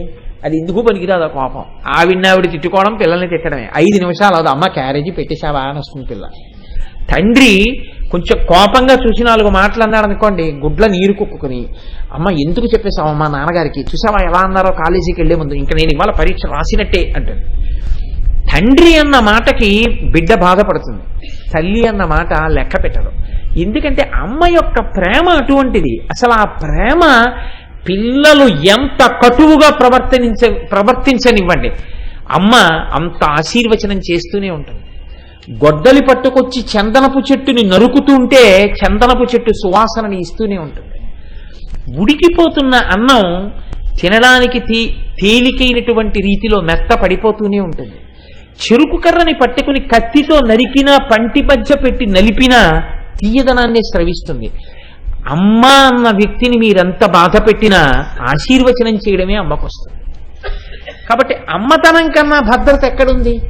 కాబట్టి అమ్మ అన్న మాట ఎక్కడుందో అక్కడ శోభ ఉంది, శోభ ఎక్కడ ఉందో అక్కడ శుభం ఉంది. శోభ శుభం. అమ్మ అన్న మాట ఎక్కడ ఉందో అక్కడ భగం ఉంది. భగము అంటే అద్భుతం. ఈ భగములోంచి భాగ్యం ఉంది, ఈ భాగ్యములోంచి సౌభాగ్యం ఉంది కదండి. ఆ భగము భాగ్యమైంది, అమ్మాయి లేకపోతే భాగ్యం ఏదండి? తండ్రిని మించిన గురువు లేడు, తల్లిని మించిన దైవం లేదు. ప్రపంచంలో దరిద్రుడన్నవాడు ఎవరైనా ఉంటే తల్లి లేనివాడు ఒక్కడే దరిద్రుడు. ఎన్ని ఉన్నా తల్లి లేనివాడు దరిద్రుడే, ఏమీ లేకపోయినా తల్లి ఉన్నవాడు భాగ్యవంతుడే. ఎంతమంది ఉన్నా ఎన్ని పుస్తకాలున్నా తండ్రి లేనివాడు గురువుని పొందడంలో కొంచెం ఈశ్వరానుగ్రహం పోగొట్టుకున్నవాడే. ఎంత స్వతహాగా పాండిత్యం ఉన్నా తండ్రి యొక్క చేరువు కూడా దొరికి ఉంటే వాణ్ణి మించినటువంటి శిష్యుడిగా అదృష్టాన్ని పొందినవాడు వేరొకడు లోకంలో ఉండేవాడు కాడు. కాబట్టే అమ్మ అంటే అమ్మే. కాబట్టి ఇప్పుడు ఆ అమ్మలోంచే భగం వచ్చింది, అమ్మలోంచి భాగ్యం వచ్చింది, అమ్మలోంచి సౌభాగ్యం వచ్చింది, అమ్మలోంచే అన్నీ వచ్చాయి. ఇక్కడ లోకంలోనైనా అంతే. ఒక ఆడదాని సౌభాగ్యం నిలబడాలంటే అమ్మ వల్లే నిలబడాలి. ఒక ఇంట్లో భాగ్యం రావాలంటే అమ్మ వల్లే రావాలి. ఒక ఇంటికి తోరణం కట్టాలంటే అమ్మ వల్ల రావాలి. ఒకళ్ళకి వచ్చిన వ్యాధి పోవాలంటే అమ్మ వల్ల పోవాలి. ఒక ఇల్లు సంతోషంగా ఉండాలంటే అమ్మ వల్ల ఉండాలి. ఆర్తితో పిలవగానే పలకాలంటే అమ్మ తప్ప వేరొక దైవం లేదు. ఈ మాట నేనంటే నేను ఇంకొక దైవ స్వరూపాన్ని కించపరిచినట్లు ఎంత మాత్రం కాదు. అమ్మ అన్న రూపంతో ఉన్న దైవం తర్వాతే ఏ రూపమైనా. లౌకికమైన అమ్మకే ఇంత ప్రేమ ఉంటే ఇన్ని బ్రహ్మాండములను కన్న తల్లికి ఎంత ప్రేమ ఉంటుంది? మీరు ఆలోచించండి. నా తల్లి నాకు అన్నం పెట్టింది. నా అమ్మ నాకు పెట్టినటువంటి అన్నం నా జీవితంలో నేను ఎన్నడూ మర్చిపోలేను. ఎందుచేత అంటే అది అంత రుచి. అమ్మ వండింది అంటే అందులో రుచి చూడడం తెలియదు. తను అన్నం తినడానికి ఎన్ని పదార్థములతోనైనా తినడానికి కోట్లు ఉన్న ఒక ఐశ్వర్యవంతుడు తాను తినడమే కాకుండా రోజు ఒక 100 మందికి అన్నదానం చేస్తూ ఆ అన్నదానం చేసేటప్పుడు వచ్చి 100 మందికి అన్నం పెడుతుంటే అక్కడ నిలబడి, అబ్బా ఈశ్వరుడు నాకు ఎంత అనుగ్రహించాడో, ఈ 100 మంది ఆకలి తీర్చగలిగానని, అయ్యా మెల్లగా తినండి, మెల్లగా తినండి, కంగారు పడకండి, కడుపు నిండా తిన్నారా అని అడుగుతున్నాడు అనుకోండి ఒక ఐశ్వర్యవంతుడు. ఈ నిర్భాగ్యులైన 100 మంది దరిద్రులు ఆయన వంక చూసి అంటారు, మహారాజా ఎంత మంచివాడివయ్యా, 100 ఏళ్లు బతకవయ్యా నాయన, నువ్వు తినగలిగినా మాకు పెట్టడమే కాకుండా కడుపు నిండా తినండి బాబు, మెల్లిగా తిన్నారా, మెల్లిగా తిన్నారా, తొందరపడకండి, తొందరగా తినకండి, పదార్థాలు బాగున్నాయా, కావాలంటే ఇంకొంచెం వేసుకోండి అని అంత ప్రేమగా అడిగావా తండ్రి, నువ్వు 100 ఏళ్లు బతకవయ్యా, నీ వంశం వర్ధిల్లాలయ్యా అంటారు. తనకి ఉన్న దాంట్లో 100 మందికి అన్నం పెట్టి కొసిరితేనే ఐశ్వర్యవంతుడికి ఇన్ని ఆశీర్వచనాలు ఇచ్చావే, ఇన్ని బ్రహ్మాండములకు చేతిలో పట్టుకున్న గరిటె దించకుండా పెడుతున్న నా తల్లిని ఊహించోసారి. ఉభౌ దర్వీ కుంభౌ మణిగణక సంభావిత గుణౌ దధానా పాణిభ్యామృతర సంస్నాన్న కలితౌ కళాఢ్యా కళ్యాణీ కలిత సదనా శ్రీగిరసి శిరసస్యసౌ భ్రామర్యంబా రచయితుమదిష్టార్థ విభవం. లలిత అన్న పేరుతో ఉంటే నేను సహస్రం చదవనండి, లలితా సహస్రం నాకొద్దు, అమ్మవారి నామం చెప్పను అంటే అది సంస్కారం అనుకోవాలా, కుసంస్కారం అనుకోవాలా? అంత అన్నం పెట్టేటటువంటి అమ్మ పేరు చెప్పడానికి నీకెందుకు బాధ వస్తున్నట్టు? అటువంటి స్వరూపాన్ని నువ్వు ఊహించగలిగితే ఆవిడే లలితా స్వరూపము. ఇంతమంది అమ్మలను గన్న అమ్మ ఎవరుందో, ఇంత జీవకోటికి అన్నం పెడుతున్న అమ్మ ఎవరుందో, ఆ అమ్మల గన్న అమ్మ, ఆ అన్నపూర్ణమ్మ, నీ అమ్మ, మా అమ్మ, అందరి అమ్మల అమ్మ, అమ్మలలో ఉన్న అమ్మతనం రాశీభూతమైన అమ్మ లలితమ్మ. కాబట్టి అటువంటి తల్లిని లోకానతిత్య లలితే లలితా తేన చోక్యతే, దయగలిగిన అమ్మ. కాబట్టి ఇది ఆవిడ లాలిత్యం, ఇది ఆవిడ ఎరుపుతనం, ఇది ఆవిడ అనురాగం, ఇది ఆవిడ కాంతి, ఇది ఆవిడ శోభ, ఇది ఆవిడ యొక్క భగం. కాబట్టి చూడండి, ఇటువంటి తల్లి ఈవిడ నామాల్ని చెప్తూ అగస్త్యుల వారికి ఉపదేశం చేస్తున్నాడు హయగ్రీవుడు. హయగ్రీవుడు మహానుభావుడు. జ్ఞానానందమయం దేవం నిర్మల స్ఫటికాకృతిం ఆధారం సర్వ విద్యానాం హయగ్రీవముపాస్మహే. ఆ హయగ్రీవావతారం ఎలా వచ్చింది అన్న దాని మీద భాగవతంలో, దేవీ భాగవతంలో, ఇతరమైన చోట్ల అనేకమైనటువంటి విషయములను చెప్పి ఉన్నారు. భాగవతంలో మాత్రం అంటారు దధీచి మహర్షియే ఈ హయగ్రీవావతారంతో బ్రహ్మజ్ఞానాన్ని బోధ చేశాడు అని ఒక కథ. కాబట్టి అటువంటి హయగ్రీవమూర్తి విష్ణువాంశలో ఉన్నటువంటి వారు. అటువంటి హయగ్రీవుడు అగస్త్య మహర్షికి ఈ లలితా సహస్రనామ స్తోత్రాన్ని రహస్యనామములు అంటూ ఉపదేశం చేశారు. రహస్యనామములు అనడానికి కారణం ఒక్కటే. నా ఉపన్యాసాల్లో నేను ఈ బీజాక్షరాలకి సంబంధించినటువంటి అనుసంధానం ఎక్కువగా చెయ్యడానికి విముఖుడను. కారణం ఏమిటి అంటే ఒక్కటే. పరమాచార్య స్వామి ఒకానొక నాడు కంచిలో మాట్లాడుతూ, ఎన్నడూ బహిరంగ వేదికల మీద నీకు తెలుసు కదా అని కాని ఇంకొకలా కాని బీజాక్షర సంపుటీకరణముల గురించి మాట్లాడవద్దు అని శాసనం చేశారు. కాబట్టి నేను దాని వైభవాన్ని ప్రస్తావన చేసే ప్రయత్నం చేస్తాను. ఎక్కడైనా దాని యొక్క గొప్పతనాన్ని అందించడం కోసం 1-2 చోట్ల ఉదాహరణగా మాత్రమే మీకు ఆవిష్కరించే ప్రయత్నం చేస్తాను. మధ్యలో ఎక్కడో ఆ సందర్భం వచ్చినప్పుడు లలితా స్తోత్రాన్ని, లలితా నామములను రహస్యనామములు అని చెప్పడానికి ఒక కారణం ఉంది. పెద్దలైనటువంటి వారు ఇప్పటికీ ఉన్నారటువంటి మహానుభావులు, మీకు చాలా మందికి సభలో తెలిసే ఉంటుంది. వారు ధ్యానం చేస్తే ఒక్కొక్క నామం మీద ఆ నామము బీజాక్షరములుగా వారికి దర్శనమిచ్చింది. వారు ఆ బీజాక్షరములతో ఉన్నటువంటి నామాన్ని తీసుకెళ్లి హోమంలో సంపుటీకరణం చేస్తే వారికి ఆ దేవతా స్వరూపం అగ్నిహోత్రంలో సాక్షాత్కరిస్తే వాళ్ళు ప్రార్థనా శ్లోకాలు రచన చేశారు. ఇప్పటికీ ఒక్కొక్క నామాన్ని అనుసంధానం చేసి ఒక్కొక్క రకమైన ప్రయోజనాల్ని పొందారు. హృద్రోగాన్ని కూడా దాటేశారండి కొంతమంది లలితా సహస్రంలో ఒక్కొక్క నామాన్ని పట్టుకుని. అంతంత శక్తివంతాలు. మీరు ఒక్క నామం పట్టుకుంటే ఏ స్థాయిలోనైనా ఉద్ధరించేస్తుంది. అంత గొప్ప నామాలు. మీరు ఎంతగా తవ్వుకుంటే అన్ని మాణిక్యములను వెలికి ఇయ్యగలిగినటువంటి గనులు ఆ నామములు. అందుకే అమ్మవారు వాటిని వసిన్యాది దేవతలతో చెప్పించింది. కాబట్టి అగస్త్య మహర్షిని పిలిచి హయగ్రీవుడు ఉపదేశం చేస్తూ ఒక మాట అంటాడు. ప్రహృష్టోవచనం ప్రాహ తాపసం కుంభసంభవం. కుంభసంభవం అని పిలిచాడు. కుంభసంభవ అని. కుంభసంభవ అని ఎందుకు పిలిచాడంటే, మనం ఊపిరిని పీలుస్తాం. ఊపిరిని పీల్చడాన్ని పూరకము అంటారు, విడిచిపెట్టడాన్ని రేచకము అంటారు. మనకి పీల్చడం విరవడం తెలుసు, కానీ ఈ వాయువుని లోపల నిలబెట్టడం మనకి చేత కాదు. మహాత్ములైనటువంటి వారు వాయువుని కుంభిస్తారు.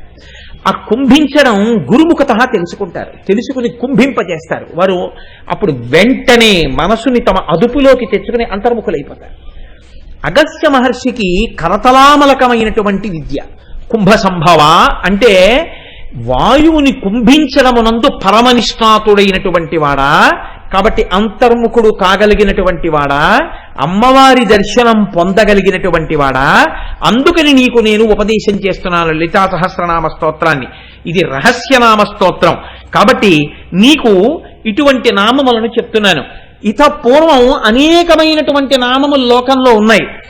గంగా సహస్రనామములు, గాయత్రీ సహస్రనామములు, కామేశ్వరీ సహస్రనామములు, వారాహి సహస్రనామములు, లక్ష్మీ సహస్రనామములు, రాజరాజేశ్వరీ సహస్రనామములు, సరస్వతీ సహస్రనామములు, లలితా సహస్రనామం, శ్యామలా సహస్రనామం, భవానీ సహస్రనామం, ఇవన్నీ ఉన్నాయి. కానీ లలితా సహస్రనామమునకున్నటువంటి ప్రత్యేకతే వేరు.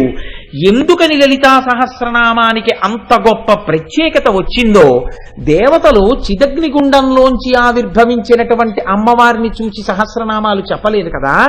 మరి ఏ సందర్భంలో ఎప్పుడు వచ్చాయి ఈ సహస్రనామాలు, ఎవరు చెప్పారు, ఎందుకు చెప్పారు, ఆ నామాలకి అంత శక్తి ఎక్కడి నుంచి వచ్చింది, దీని గురించి నీకు నేను మొట్టమొదట ఈ విషయాన్ని చెప్తాను, నువ్వు చాలా జాగ్రత్తగా అవధరించు అంటూ హయగ్రీవుడు అగస్త్య మహర్షితో ఈ విషయాన్ని చెప్తున్నారు.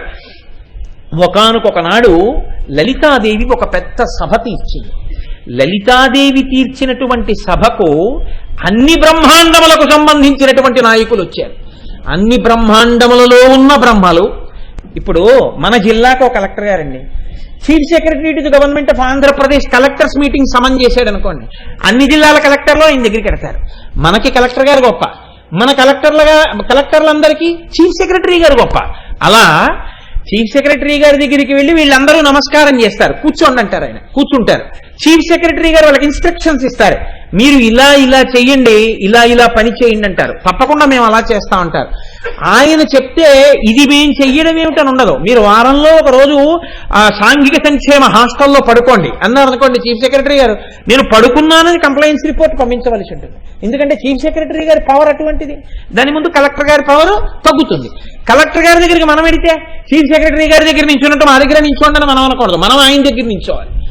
అలాగే ఒక్కొక్క బ్రహ్మాండమనందు ఒక బ్రహ్మ, ఒక విష్ణువు, ఒక రుద్రుడు ఉంటారు. కానీ ఇన్ని బ్రహ్మాండములలో ఉన్నటువంటి త్రిమూర్తులు లలితా సభయందు అమ్మవారి ముందు బిడ్డలు. కాబట్టి ఎంతమంది బ్రహ్మలు వచ్చారు, ఎంతమంది విష్ణువులు వచ్చారు, ఎంతమంది రుద్రులు వచ్చారు అని అడిగారు.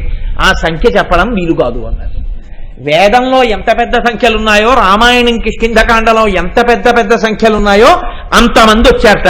సేవార్థమాగతాస్త్ర బ్రహ్మాణి బ్రహ్మకోటయ లక్ష్మీనారాయణానాంచ కోటయ సముపాగత గౌరీ కోటి సమేతానాం రుద్రాణామపి కోటయ మంత్రిణీ దండినీ ముఖ్యా సేవార్థం యా సమాగతాః.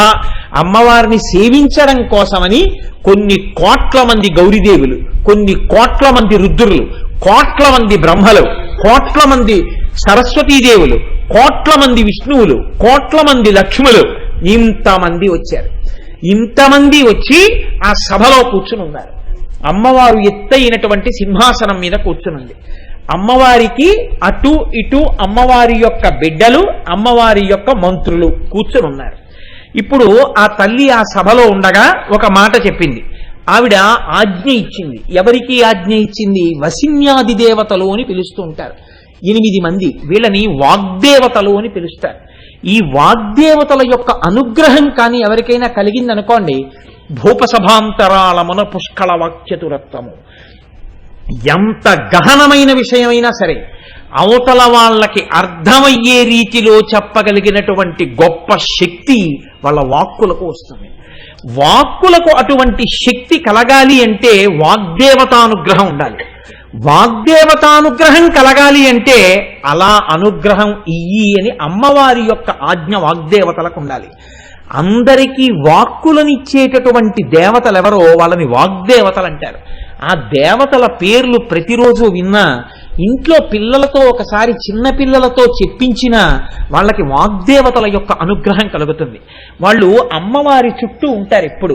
ఆ యనమండుగురే అరుణాదేవి, కామేశ్వరీదేవి, కౌళినీదేవి, జయినీదేవి, మోదినీదేవి, నళినీదేవి, విమలాదేవి, సర్వేశ్వరీదేవి.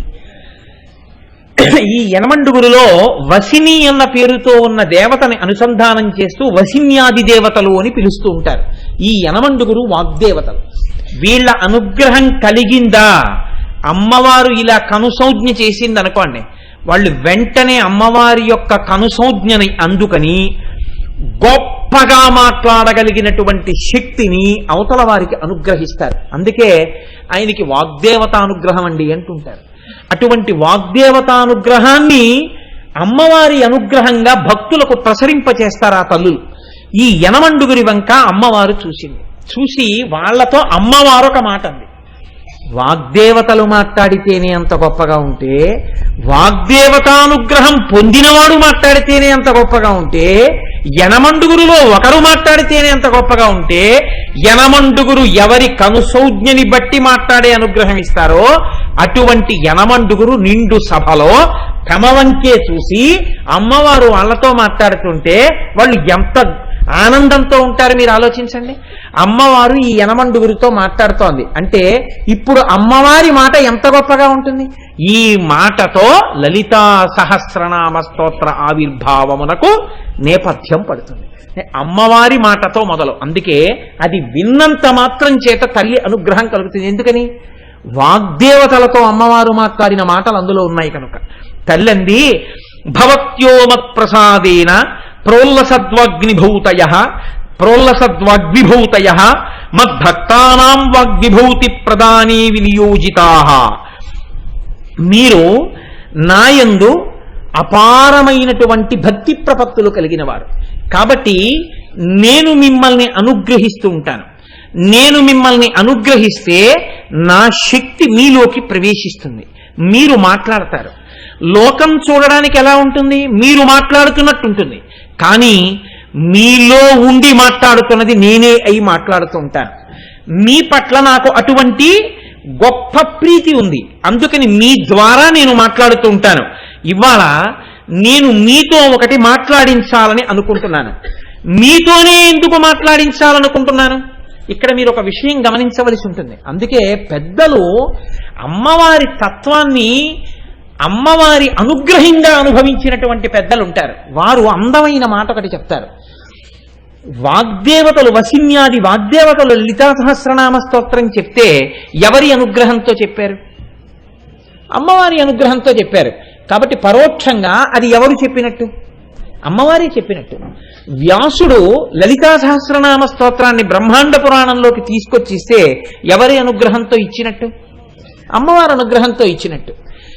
ఇవాళ మీరు నేను అందరం కలిసి ఒక స్తోత్రం చదివితే ఎవరి అనుగ్రహం ప్రసరించిందని గుర్తు? అమ్మవారి అనుగ్రహం ప్రసరించిందని గుర్తు. లేకపోతే కూర్చోరు, చదవలేరు మీరు.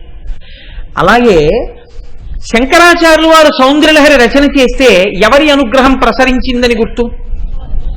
అమ్మవారిదే. కాబట్టే శంకరాచార్యులు వారు సౌందర్యలహరంతా చేసి చిట్ట చివరో మాట చెప్పారు. ప్రదీపజ్వాలాభిర్దివసకర నీరాజన విధి సుధాసూతే సవ్యోపల జలల వైరర్ఘ్యరచన అంటూ, అమ్మా చంద్రకాంత శిలల నుంచి స్రవించేటటువంటి నీటిని తీసుకొచ్చి చంద్రుడికి అర్ఘ్యం ఇస్తే ఎలా ఉంటుందో, అలాగే సముద్రంలో ఉండేటటువంటి నీటిని తీసి సముద్రానికి తర్పణ ఇస్తే ఎలా ఉంటుందో, స్వకీయైరంబోభిస్సలిల నిధి సాహిత్యకరణం, అందులో ఉండే నీళ్లు తీసి సముద్రానికి తర్పణ ఇచ్చాడు. సూర్య భగవానుడికి ఎదురుగుండా ఓ దీపం పెట్టి సూర్యుడికి నీరాజనం ఇచ్చాడు. ఈ మూడు ఎలా ఉంటాయో అలాగే తల్లి నీవు ఇచ్చిన వాక్కులు నాలోకొస్తే నేను చెప్పినటువంటి వాక్కులు నీ గురించి నేను చెప్పానన్నా అలాగే ఉంటుంది. నేను చెప్పడం ఏమిటి? నువ్వు నాలో ఉండి నాతో చెప్పిస్తున్నావు. లేకపోతే నేను చెప్పడం అన్నది ఉంటుందా? అసలు ఉండదు. నువ్వే పలుకుతున్నావు నాలోంచి. కాబట్టి సౌందర్యలహరి నేను పలికానా, నువ్వు పలికావా? నువ్వే పలికావు. వాగ్దేవతానుగ్రహం కలిగింది కాబట్టి పలికాను, లేకపోతే పలకడం ఉంటుందా? ఉండదు. వాగ్దేవతానుగ్రహం కలిగిందంటే ఎందుకు కలిగింది? వాగ్దేవతల వక్క నువ్వు చూసి కనుసైగ చేశావు వాడిలో అనుగ్రహించని. కాబట్టి అనుగ్రహిస్తే పలుకుతోంది ఉపాధి. కాబట్టి నువ్వే నాలోంచి పలుకుతున్నావు అన్నారు శంకరాచార్యుల వారు. ఎందుకు పలికిస్తున్నాను? వసిన్యాది దేవతలతోనే. అమ్మవారు చెప్తోంది వివరణ. ఆవిడంది, మచ్చక్రస్య రహస్యజ్ఞ మమ నామ పరాయణాః మమ స్తోత్ర విధానాయ తస్మాదాజ్ఞాపయామి వహ. మీరు నాకు సంబంధించినటువంటి శ్రీచక్ర రహస్యాలన్నీ మీకు తెలుసు. నాకు సంబంధించినటువంటి నామముల వెనకాతల ఉన్న రహస్యమంతా మీకు తెలుసు. మీరు నా స్తోత్రమంతా మీరు తెలుసున్నవారు. మీరు నా ఆజ్ఞని అనుసరించి ప్రవర్తించేటటువంటి అపారమైన భక్తి కలిగిన వారు. అంటే ఇప్పుడు అమ్మవారి యొక్క ఉద్దేశ్యం ఏమిటి? ఈ నామములను వీరి చేత పలికించి లోకమునకు అనుగ్రహాన్ని కటాక్షించాలి. ఈ నామములను పలికిన వారికి అనుగ్రహాన్ని ఇవ్వాలి. అందుకని వసిన్యాది దేవతలతో ఈ నామాలు పలికించాలి. శ్రీచక్ర రహస్యాలు తెలియాలి అంటే ఈ నామముల ద్వారా తెలియాలి. తెలుసున్న వసిన్యాది దేవతలతో చెప్పించాలి. చెప్పిస్తే ఈ నామాలలో శ్రీచక్ర రహస్యాలు తెలుస్తాయి. తెలిస్తే శ్రీచక్రార్చన చెయ్యగలుగుతాడు. ఈ నామముల చేత అమ్మవారి స్తోత్ర రహస్యాలు తెలియాలి. అందుకని వసిన్యాది దేవతలతో ఈ స్తోత్రం చెప్పించాలి. శ్రీచక్ర రహస్యం తెలియకపోయినా, స్తోత్ర రహస్యం తెలియకపోయినా, బీజాక్షర రహస్యం తెలియకపోయినా పర్వాలేదు. కనీసం నామం చెప్పడం రావాలి. ఈ నామం చెప్పడం కూడా చేత కాని వాళ్ళుంటే నేనే వీళ్లతో చెప్పించి వాళ్ళకి అందించి వాళ్ళ చేత అదే నామాన్ని తిరిగి చెప్పించి మీరు చెప్పారన్న పుణ్యాన్ని వాళ్ళ ఖాతాలో వేసి వాళ్ళని అనుగ్రహించాలి. ఈ అనుగ్రహం కోసం ఇవాళ నేను మీతో చెప్పిస్తున్నాను. ఇది పరోక్షమైనటువంటి రహస్యం. కాబట్టి ఓ వసిన్యాది దేవతలారా, మీరిప్పుడు ఒక స్తోత్రాన్ని చెప్పండి. ఈ స్తోత్రం ఎటువంటిదై ఉండాలో తెలుసా? కురుధ్వమంకితం స్తోత్రం మమ నామ సహస్రకై ఏన భక్తై స్తుతాయామే సద్య ప్రీతి పరాభవేత్. ఎవరైతే ఈ స్తోత్రాన్ని చేస్తున్నారో ఈ స్తోత్రం చిట్ట చివర నాకు అంకితమీయబడినటువంటి స్తోత్రంగా ఉండాలి. ఈ స్తోత్రం ఎవరు చేస్తున్నారో వాళ్ళకి వెంటనే నా యందు అపారమైన భక్తినిస్తాను. నేను వారి యందు ప్రీతి పొందుతాను. ప్రీతి పొంది వారికి కావలసినటువంటి సమస్తమైనటువంటి కోరికలను తీరుస్తాను. ఇప్పుడు అటువంటి ఓషధి ఒకటి తయారు కావాలి, మీ నోటి వెంట అటువంటి స్తోత్రం ఒకటి రావాలి. కాబట్టి చిట్ట చివర నామస్తోత్రమునకు చివర అంకితాన్ని ప్రకటించండి. అంటే నా నామంతో ఆ స్తోత్రం వెళ్ళాలని నేను ఆజ్ఞాపిస్తున్నాను. కాబట్టి అంకితం నామభిర్దివ్యై మమ ప్రీతి విధాయకై తత్పటద్వం సదాయూయం స్తోత్రం మత్ప్రీతి వృద్ధయే. ఈ స్తోత్రాన్ని చెయ్యడం వల్ల నా అనుగ్రహంతో వాళ్ళ కోరికలన్నీ తీరుతాయి. ఇప్పుడు అమ్మవారు తన పేరుతో ఈ స్తోత్రం రావాలని చెప్పింది. మీరు ఒకటి ఆలోచించండి, ఇందులో అమ్మవారి యొక్క విశిష్టమైన నామంతో చెప్పబడింది ఈ స్తోత్రం. నేను ఈ మాట ఎందుకు అంటున్నాను అంటే, అమ్మవారి నామం ఏదున్నా దాంట్లో పక్కన శివుని యొక్క స్పర్శ ఉంటుంది. శివ శివ, హంస హంసి, రుద్ర రుద్రాణి, శంభు శాంభవి అలా ఉంటాయి. ఇప్పుడు ఈ స్తోత్రంలో ఆ పేరుతో పిలవడానికి పక్కనే శివస్పర్శ కల్పించడం కష్టం. అది అమ్మవారికి చెందినవేగా కనపడాలి. అందుకే ఏవం లలితానామ్యాం, లలిత అన్న పేరుతోనే పిలిచారు.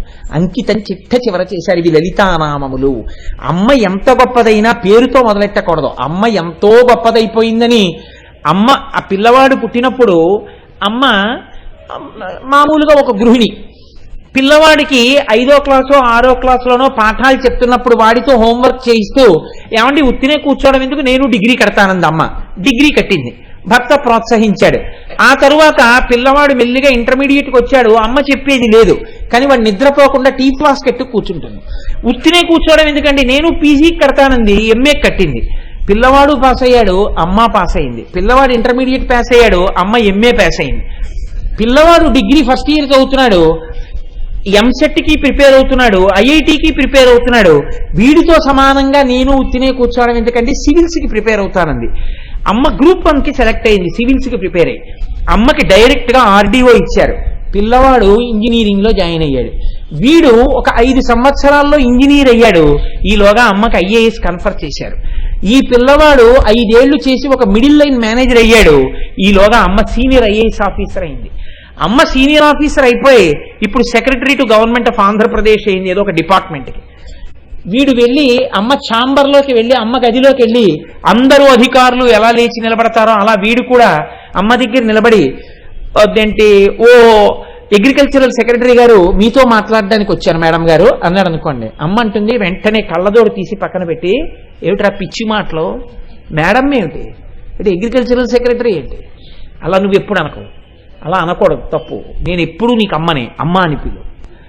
అమ్మని పట్టుకుని అమ్మ ఎంత గొప్పదైనా మేడం అని కొడుకు అన్నాడు అనుకోండి, అమ్మ చిన్నబుచ్చుకుంటుంది. అందుకే ఆవిడ లలితాదేవియే కావచ్చు. ఆ మాట అనడానికి వసిన్యాది దేవతలు సాహసించలేదు. ముందు శ్రీమాత అమ్మే, బిడ్డలకి అమ్మతనమే. శ్రీమాత అంటూ మొదలెట్టారు, కానీ స్వరూపమే వరిది. ఏవం లలితాదేవ్యాం నామ్నాం సహస్రకంజగు. అందుకని నా పేరుతో అంకితం అంది కాబట్టి లలితాదేవి యొక్క నామములు అని చిట్ట చివర పూర్తి చేశారు. ఇక్కడ మీరు ఒక విషయాన్ని గమనించండి. తల్లి ఏమంటోంది, ఈ నామములను చదివినటువంటి వారికి నేను సమస్తము ఈడేరుస్తాను అంటోంది. సమస్తము ఈడేరుస్తాను అన్నప్పుడు ఇక్కడ ఒక ప్రతిబంధకం రాదా? ఎందుకు రాదు? ఎందుకంటే మీకు అనుమానం అని అడగచ్చు. యత్రాస్తి భోగో నహితత్ర మోక్ష, యత్రాస్తి మోక్షో నహితత్ర భోగ. ఎక్కడైతే భోగం ఉంటుందో అక్కడ మోక్షం ఉండదు, ఎక్కడ మోక్షం ఉంటుందో అక్కడ భోగం ఉండదు. మోక్షార్థి అయ్యున్నటువంటి వాడికి భోగంతో సంబంధం ఉండదు. వాడు అన్ని విడిచిపెట్టేసి భగవంతుణ్ణి మాత్రమే నమ్ముకుని బతుకుతాడు. ఎక్కడ భోగమునకు లంపటంతో ఉంటాడో వాడికి మోక్షం వైపుగా అడుగు పడదు. కాబట్టి అన్నీ ఇస్తానన్నప్పుడు ఇక్కడ భోగము ఇస్తే, ఇక్కడ సంపదలు ఇస్తే, ఇక్కడ సుఖాలు ఇస్తే ఇక మోక్షం ఎలా వస్తుంది? దానికి ఇది ప్రతిబంధకం కదా. మోక్షమే ఇస్తే మనం అన్నీ విడిచిపెట్టేసి భగవంతుడి ఎందే భక్తితో ఉండాలంటే ఇహమనందు భోగములు ఉండవు కదా. మరి ఇలా ఎలా కుదురుతుంది అంటే, శ్రీసుందరీ సేవన తత్పరాణం భోగశ్చ మోక్షశ్చ కరస్తయేవా. అమ్మవారి దగ్గరున్న గొప్పతనం ఏమిటంటే, అమ్మవారిని సేవించిన వాళ్ళకి ఇహమునందు భోగములు ఉంటాయి, మోక్షము కూడా కలుగుతుంది. అలా ఎలా కలుగుతుందండి అంటారేమో. పురుషార్థ సమన్వయం అమ్మవారిని నేర్పుతుంది అన్నారు. ఏముందండి, ఇహమునందు అర్థం ఉండాలి, డబ్బు ఉండాలి. ఎంత డబ్బు ఉంటే మీకెందుకు? అది ధర్మంతో ముడిపడిపోయింది. ధర్మబద్ధంగా సంపాదిస్తాడు, ధర్మబద్ధంగా ఖర్చు పెడతాడు. ఇప్పుడు ఎంత డబ్బు ఉంటే మీకెందుకు జనక మహారాజు గారిలా ఉంటాడు. కామము, ధర్మబద్ధమైన కామమును అనుభవిస్తాడు. ఆయన కామం గురించి మీకెందుకు, ఆయన కామం ధర్మబద్ధం. ఇప్పుడు దాంతో గొడవ లేదు. ధర్మబద్ధమైన అర్థము, ధర్మబద్ధమైన కామము దేనికెడతాయి? మోక్షమునకు వెళ్ళిపోతాయి. చతుర్విధ పురుషార్థాల్లో మీరు రోజు ధర్మార్థ కామ మోక్ష చతుర్విధ పురుషార్థ ఫల సిద్ధ్యర్థం అని అడుగుతున్నారు కదా. ఇప్పుడు ధర్మముతో అర్థము, ధర్మముతో కామము ముడి పడకపోవడం వల్ల మీరు ఇబ్బంది పడుతున్నారు. ధర్మముతో అర్థాన్ని, ధర్మంతో కామాన్ని అమ్మవారు ముడేస్తారంటోంది నామాలు చదివితే. ఇప్పుడు మీకు బాధ ఏమిటి? సమన్వయం చేసే శక్తి ఆవిడ పుచ్చుకుంది. ఇప్పుడు మీరు ఆవిడ చేతిలో ఉపకరణం అయ్యారు. ఎవడు రోజు లలితా సహస్రనామ స్తోత్రం చదువుకుంటున్నాడో వాడికి ఇహమునందు సమస్త భోగములు కలుగుతాయి. ఆఖరణ హాయిగా మోక్షాన్ని పొందుతాడు. అలా ఎలా పొందుతాడండి? రెండు ఒకదానికొకటి ప్రతిబంధకం కదా. నీకెందుకు ఆ బాధ? అమ్మవారు సమన్వయం చేస్తుంది ధర్మంతో అర్థాన్ని కామాన్ని, మోక్షాన్ని పొందుతావు. నీకేమిటి బెంగ? అందుకే లలితా సహస్రనామ స్తోత్రమునందు ఒక గమ్మత్తు ఉంటుంది. మీరు ఎప్పుడైనా గమనించారో లేదో, లలితా సహస్రంలో ఇన్ని ఆవిడ ఎలా ఇవ్వగలదండి? పరబ్రహ్మం కాబట్టి ఇవ్వగలదా? నీకేమిటి బెంగ? ఆవిడ పరబ్రహ్మం కాబట్టి ఆవిడ అన్ని ఇవ్వగలదు. పరబ్రహ్మం అని ఎక్కడుంది? వసిన్యాది దేవతలు చేసినటువంటి స్తోత్రంలో ఉంది. చూడండి, పరబ్రహ్మముని గుర్తుపట్టడానికి ఆవిడ పేర్లు కొన్ని నేను మీకు విజ్ఞాపన చేస్తాను. నిష్కారణ, నిరుపాధి, నిరాశ్రయ, నిర్వికార, నిర్వికల్ప, నిర్భవ, తత్పదలక్ష్యార్థ, ప్రజ్ఞానఘన రూపిణి. ఇవన్నీ ఆవిడ పరబ్రహ్మని నిరూపించేటటువంటి నామాలు. ఎక్కడైతే పరబ్రహ్మం ఉందో అక్కడ దేవతలు ఋషులు ఉపాసన చేస్తారు. అందుకే ఆవిడ ఎవరు ఉపాసన చేశారు? వీళ్ళు వాళ్ళు కారు. రాజరాజార్చిత, హరి బ్రహ్మేంద్ర సేవిత, శారదారాధ్య, గంధర్వ సేవిత, లోపాముద్రార్చిత, ద్విజ బృంద నిషేవిత, బుధార్చిత, ధీర సమర్చిత. పండితులు, దేవతలు, బ్రహ్మ, విష్ణువు, ఇంద్రుడు, శారద, ఆవిణ్ణి సేవించనటువంటి వాళ్ళు లేరు. అందరూ సేవిస్తున్నారు. వేదములు ఆవిణ్ణి గాయత్రి అని కీర్తించాయి. ఆవిణ్ణే ఉపనిషత్తులు ఉమా అని కీర్తించాయి. ఆవిణ్ణే పురాణములు ఆ తల్లి లలితాపరాభట్టారిక అని కీర్తించాయి. ఆ తల్లే త్రిపుర సుందరి అని చెప్పి ఆగమాలు కీర్తించాయి. ఆ తల్లే పెద్దింటమ్మ, పేరంటాలమ్మ, మరిడమ్మ, మహాలక్ష్మమ్మ, పేరంటాలమ్మ అని పేర్లు పెట్టి ఏమీ తెలియనటువంటి జానపదులు కీర్తించారు. ఎవరు ఎలా కీర్తించినా అమ్మని కీర్తించకుండా లోకం ఉందా? ఆ తల్లిని కీర్తిస్తూనే ఉన్నారు. కనుకనే అందరూ ఆవిడ్ని కీర్తించిన వాళ్లే. ఆవిడ్ని కీర్తిస్తే కేవలము ఇహమనందు సుఖమేనా? కొన్ని కోట్ల జన్మల నుంచి వచ్చినటువంటి పాపములు ఏమైనా ఉంటే అవి పోయి ఉత్తర జన్మలు మంచివి కలిగే అవకాశం ఉందా? ఉత్తర జన్మల్ని కూడా ఆవిడ దిద్దుబాటు చెయ్యగలదు. గత జన్మలలో వచ్చినటువంటి పాప రాశినంతటిని ధ్వంసం చెయ్యగలదు. ఎక్కడుంది? మృత్యుమధని, విఘ్ననాశిని, కలికల్మషనాశిని, పాపనాశిని, భవనాశిని, భేదనాశిని, జ్ఞానద. ఇవన్నీ అమ్మవారు ఎన్ని జన్మల నుంచో వచ్చినటువంటి పాపములను కడగగలదు అని నిరూపించగలిగినటువంటి నామాలు. ఆ తల్లి అయితే ఇహమునందు మాకేమీ సుఖాలు ఉండవా అండి? లలితా సహస్రనామం చేస్తే ఇక్కడేం భోగాలు ఉండవా? ఉంటాయి. ఎలా ఉంటాయి? సుఖప్రద, సద్గతిప్రద, సౌభాగ్యదాయిని, అనుగ్రహద, వరద, రాజ్యదాయిని, ప్రాణద, సర్వార్థదాత్రి. ఇంకింతకన్నా మీకు రుజువేమిటి? ఇంత గొప్ప నామాలు. ఇప్పుడు ఆ అమ్మతనంలో, ఆ పరబ్రహ్మంలో స్త్రీయా, పురుషుడా, నపుంసకుడా? స్త్రీ అని మీరు అనుకుంటే శ్రీమాత, ఆవిడ పురుషు అనుకుంటే గుణనిధి, ఆవిడ నపుంసక నామం అనుకుంటే పరంజ్యోతి. అందుకే స్త్రీనామాలు, పురుషనామాలు, నపుంసక నామాలు కూడా అందులో ఉంటాయి. పరబ్రహ్మం స్త్రీయా, పురుషుడా, నపుంసకుడా? స్త్రీ పురుష నపుంసక మూర్తియును కాక, తిర్య కమర నరాది మూర్తియును కాక, కర్మ గుణభేద తరసత్ ప్రకాశి కాక, వెనుక నన్నియుతానకు విభుతలంతు. ఇది లలితా సహస్రనామ స్తోత్ర వైభవం. అందుకే లలితా సహస్రనామ స్తోత్రంలోంచి మీరు ఎంత కష్టపడైనా సరే ఒక్క అక్షరం పనికి మాలిన అక్షరం ఉంది అని నిరూపిద్దామంటే కుదరదు. అంత గొప్పగా, ఎందుకనేది అమ్మవారి నోటి నుంచి వచ్చినటువంటి స్తోత్రం. మీకు నీళ్లు ఎక్కడైనా దొరకచ్చు. ఈశ్వర పాదోదకం దొరకమంటే దొరుకుతుందా? దొరకదు. మామూలు నీళ్లు తాగేటప్పుడు మీరు చెప్పులతో ఉన్నా గడగడా తాగేస్తారు. మీరు గబగబా దాహం ఆర్తితో ఉంటే నీళ్లు దొరికితే రెండు చేతులతో గబగబా రెండు చేతులతో నీళ్లు పట్టుకుని చేతుల అంచు దగ్గర పెదవులు పెట్టి గుటకలు వేస్తూ తాగేస్తారు. అదే ఈశ్వర పాదోదకం ఇస్తున్నానన్నారు అనుకోండి, దాహం కోసం తాగరు. మీ ఉత్తరీయం తీసి చేతి కింద పెట్టి జాగ్రత్తగా చేతిని చాపి కింద నీటి చుక్క పడకుండా ముమ్మార్లు లోపలికి పుచ్చుకుంటారు. ఎందుకు పుచ్చుకుంటారు? అది సమస్త పాపక్షయకరం. అది భగవంతుడి యొక్క పాదముల నుండి వచ్చినటువంటి తీర్థం, ఆయన శరీరమును కడిగితే వచ్చినటువంటి తీర్థం, ఆయన తాగగా మిగిలిన తీర్థం. అమ్మవారే వసిన్యాది దేవతలలో ప్రవేశించి మనని అనుగ్రహించడం కోసం చెప్పించిన స్తోత్రం అయినప్పుడు ఆ స్తోత్రం మీ నోటి వెంట మళ్ళీ పైకొస్తే మీరు అమ్మవారి పాదతీర్థం మీకు వాగ్రూపంగా మారిందా లేదా? ధన్యులు కానని ఎందుకు అనుకుంటున్నారు? ఉత్తరక్షణం ధన్యత పొందడానికి అమ్మ అనుగ్రహించినటువంటి అమృత భాండమే లలితా సహస్రనామ స్తోత్రం. అందుకే లలితా సహస్రనామ స్తోత్రము 182 శ్లోకములలో నామములుగా చెప్పబడితే అందులో ఒక గొప్ప గమ్మత్తు చేశారు అన్నారు పెద్దలు. అందులో మళ్ళీ 9 లహరులను నడిపించారు. లావణ్యలహరి, వైభవలహరి, భావనాలహరి, ఆనందలహరి, చైతన్యలహరి, సాలోక్యలహరి, సామీప్యలహరి, సారూప్యలహరి, సాయుజ్యలహరి అని 9 లహరులు. ఒక్కొక్క లహరి 20 శ్లోకాలతో ఉంటుంది ఇంచుమించుగా. 9 20లు 180 శ్లోకాలుగా 9 లహరులు పెడతాయి. ఇందులో లహరి అంటే కెరటం, ప్రవాహం. ఇందులో మీరు మునక వేస్తే అమృతత్వాన్ని పొందుతారు.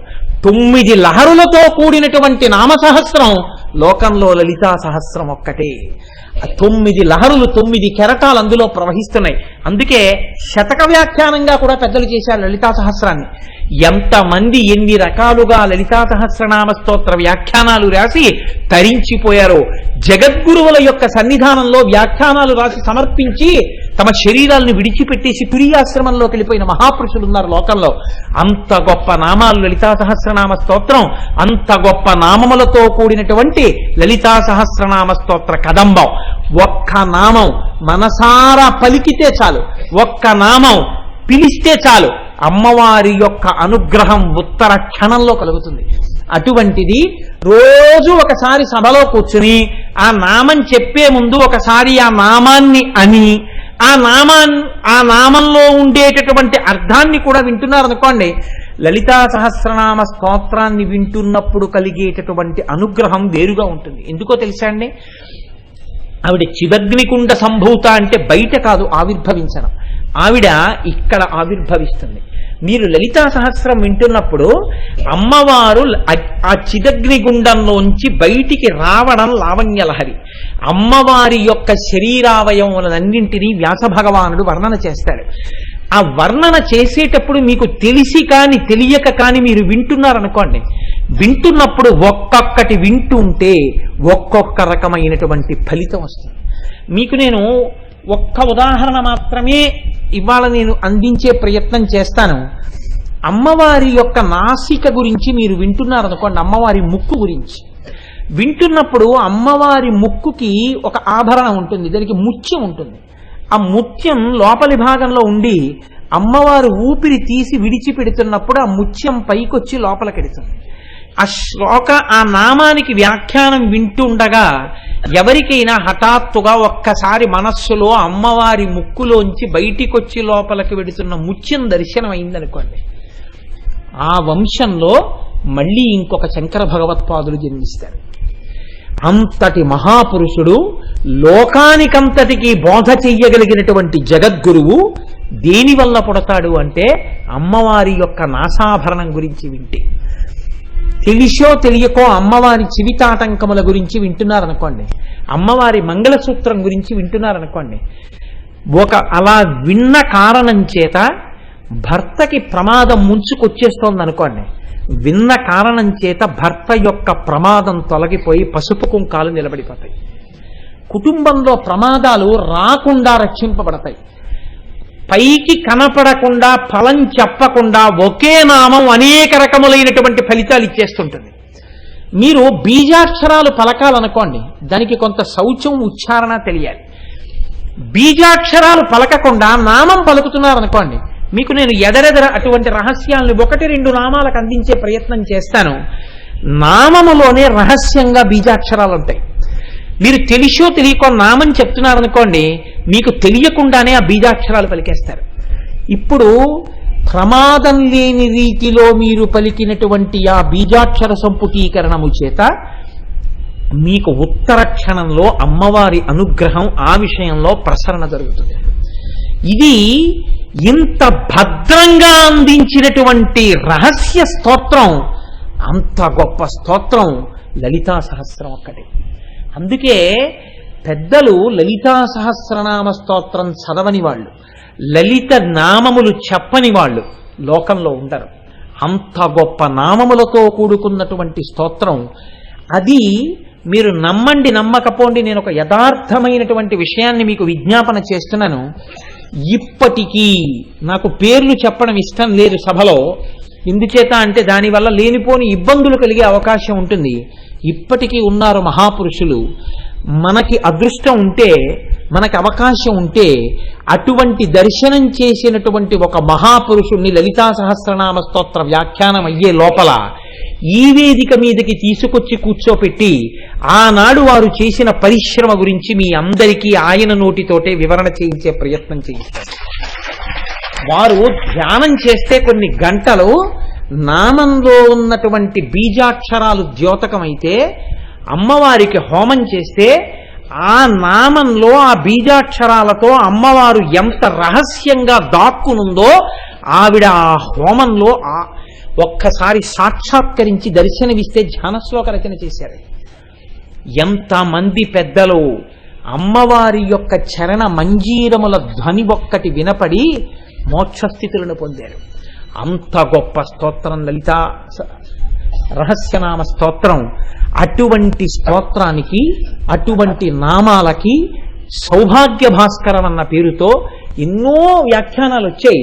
కానీ లోకంలో పెద్దలందరూ అంగీకరించి అందరి చేత స్తుతించబడినటువంటి వ్యాఖ్యానములలో చాలా గొప్పదిగా అలరారుతున్నటువంటి వ్యాఖ్యానం భాస్కరరాయల వారి చేత చేయబడినటువంటి సౌభాగ్య భాస్కరం. లలితా సహస్ర నామాన్ని వసిన్యాది దేవతలతో అమ్మవారు చెప్పిస్తే లలితా సహస్రనామ స్తోత్రంలో ఉన్న రహస్యార్థాల్ని భాస్కరరాయల వారి చేత ప్రకాశింపచేసింది అమ్మవారు. అసలు ఆ భాస్కరరాయల వారే అమ్మవారు. ఎందుచేతనంటే ఆయన్ని చూడాలనుకున్న వాళ్ళకి కుంకుమానంద స్వామి వారు ఒకసారి కళ్ళు తుడిచి కూర్చోబెట్టారు గంగానది ఒడ్డున. కూర్చోబెడితే భాస్కరరాయల వారు ఎలా కనపడ్డారో తెలుసా అండి? ఆయన మామూలుగా చూస్తే ఒకలా కనపడ్డారు.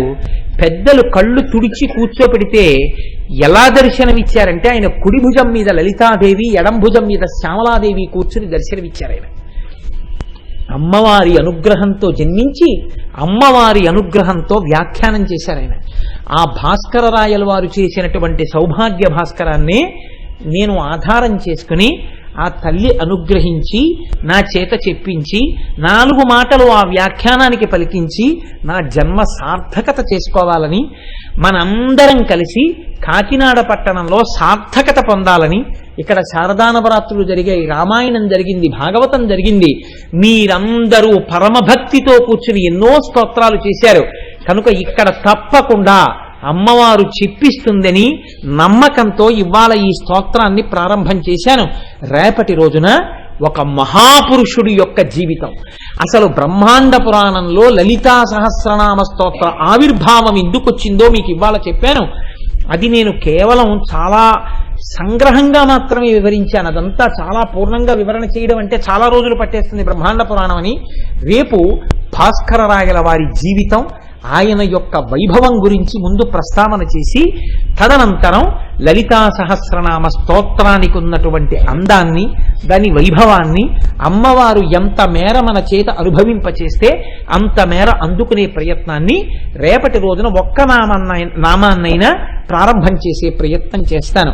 ఈనాటి రాత్రి పౌర్ణమి కలిగినటువంటి రాత్రి, అమ్మవారి యొక్క అనుగ్రహం పరిపూర్ణంగా ప్రకాశించేటటువంటి రాత్రి, అందున పుష్యమాసంలో వచ్చినటువంటి పౌర్ణమి నాటి రాత్రి. అందుకని ఈనాడు లలితా సహస్రనామ స్తోత్ర వ్యాఖ్యానం మొదలు పెడదామని యథార్థమునకు నిన్నటి వరకు నేను విశేషమైన ఒత్తిడిలో ఉన్నా, ఇంకొద్ది రోజులు తీసుకుని ప్రారంభం చేయవలసి వచ్చినా ఇంత గొప్ప రోజు కనుక ఇవాళ ప్రారంభం చేస్తే నా జన్మ ధన్యత పొందుతుంది, విన్నవాళ్లు ధన్యులవుతారని ఇవాళ ప్రారంభం చేశాను. ఇవాళ సాయంకాలం, ప్రతిరోజు సాయంకాలం 6:30 అమ్మ పొంగిపోయేటట్టుగా అందరం కలిసి చక్కగా మీకు ఇచ్చిన స్తోత్రాలు ప్రతిరోజు తెచ్చుకోండి. ప్రతిరోజు ఆ లలిత ఆ అమ్మవారికి ఆవిర్భావము కొరకు దేవతలు శంభుదేవుణ్ణి చేసిన ప్రార్థన, తర్వాత ఆవిర్భవించమని లలితాదేవిని చేసిన ప్రార్థన, ఆవిర్భవించిన లలితాదేవి పట్ల చేసిన ప్రార్థన, ఈ మూడింటిని అనుసంధానం చేస్తూ మనందరం చక్కగా పరమ పవిత్రంగా ఉత్తరాయణం ప్రవేశించగానే చెప్పుకుంటున్న ప్రవచనం కనుక ఎన్నాళ్ళు నడిపిస్తుంది అమ్మవారి అనుగ్రహం. ఇక డసిపోయాం, చాలా రోజులు విన్నామండి, ఇంకా మమ్మల్ని ఇలా వేధిస్తారా అన్న రోజున శివశక్తి ఐక్య రూపిణి లలితాంబిక అని పూర్తి చేసేస్తాను. కాబట్టి 42 రోజులో 40 రోజులో 30 రోజులో 20 రోజులో 50 రోజులో ఆ తల్లి అనుగ్రహం.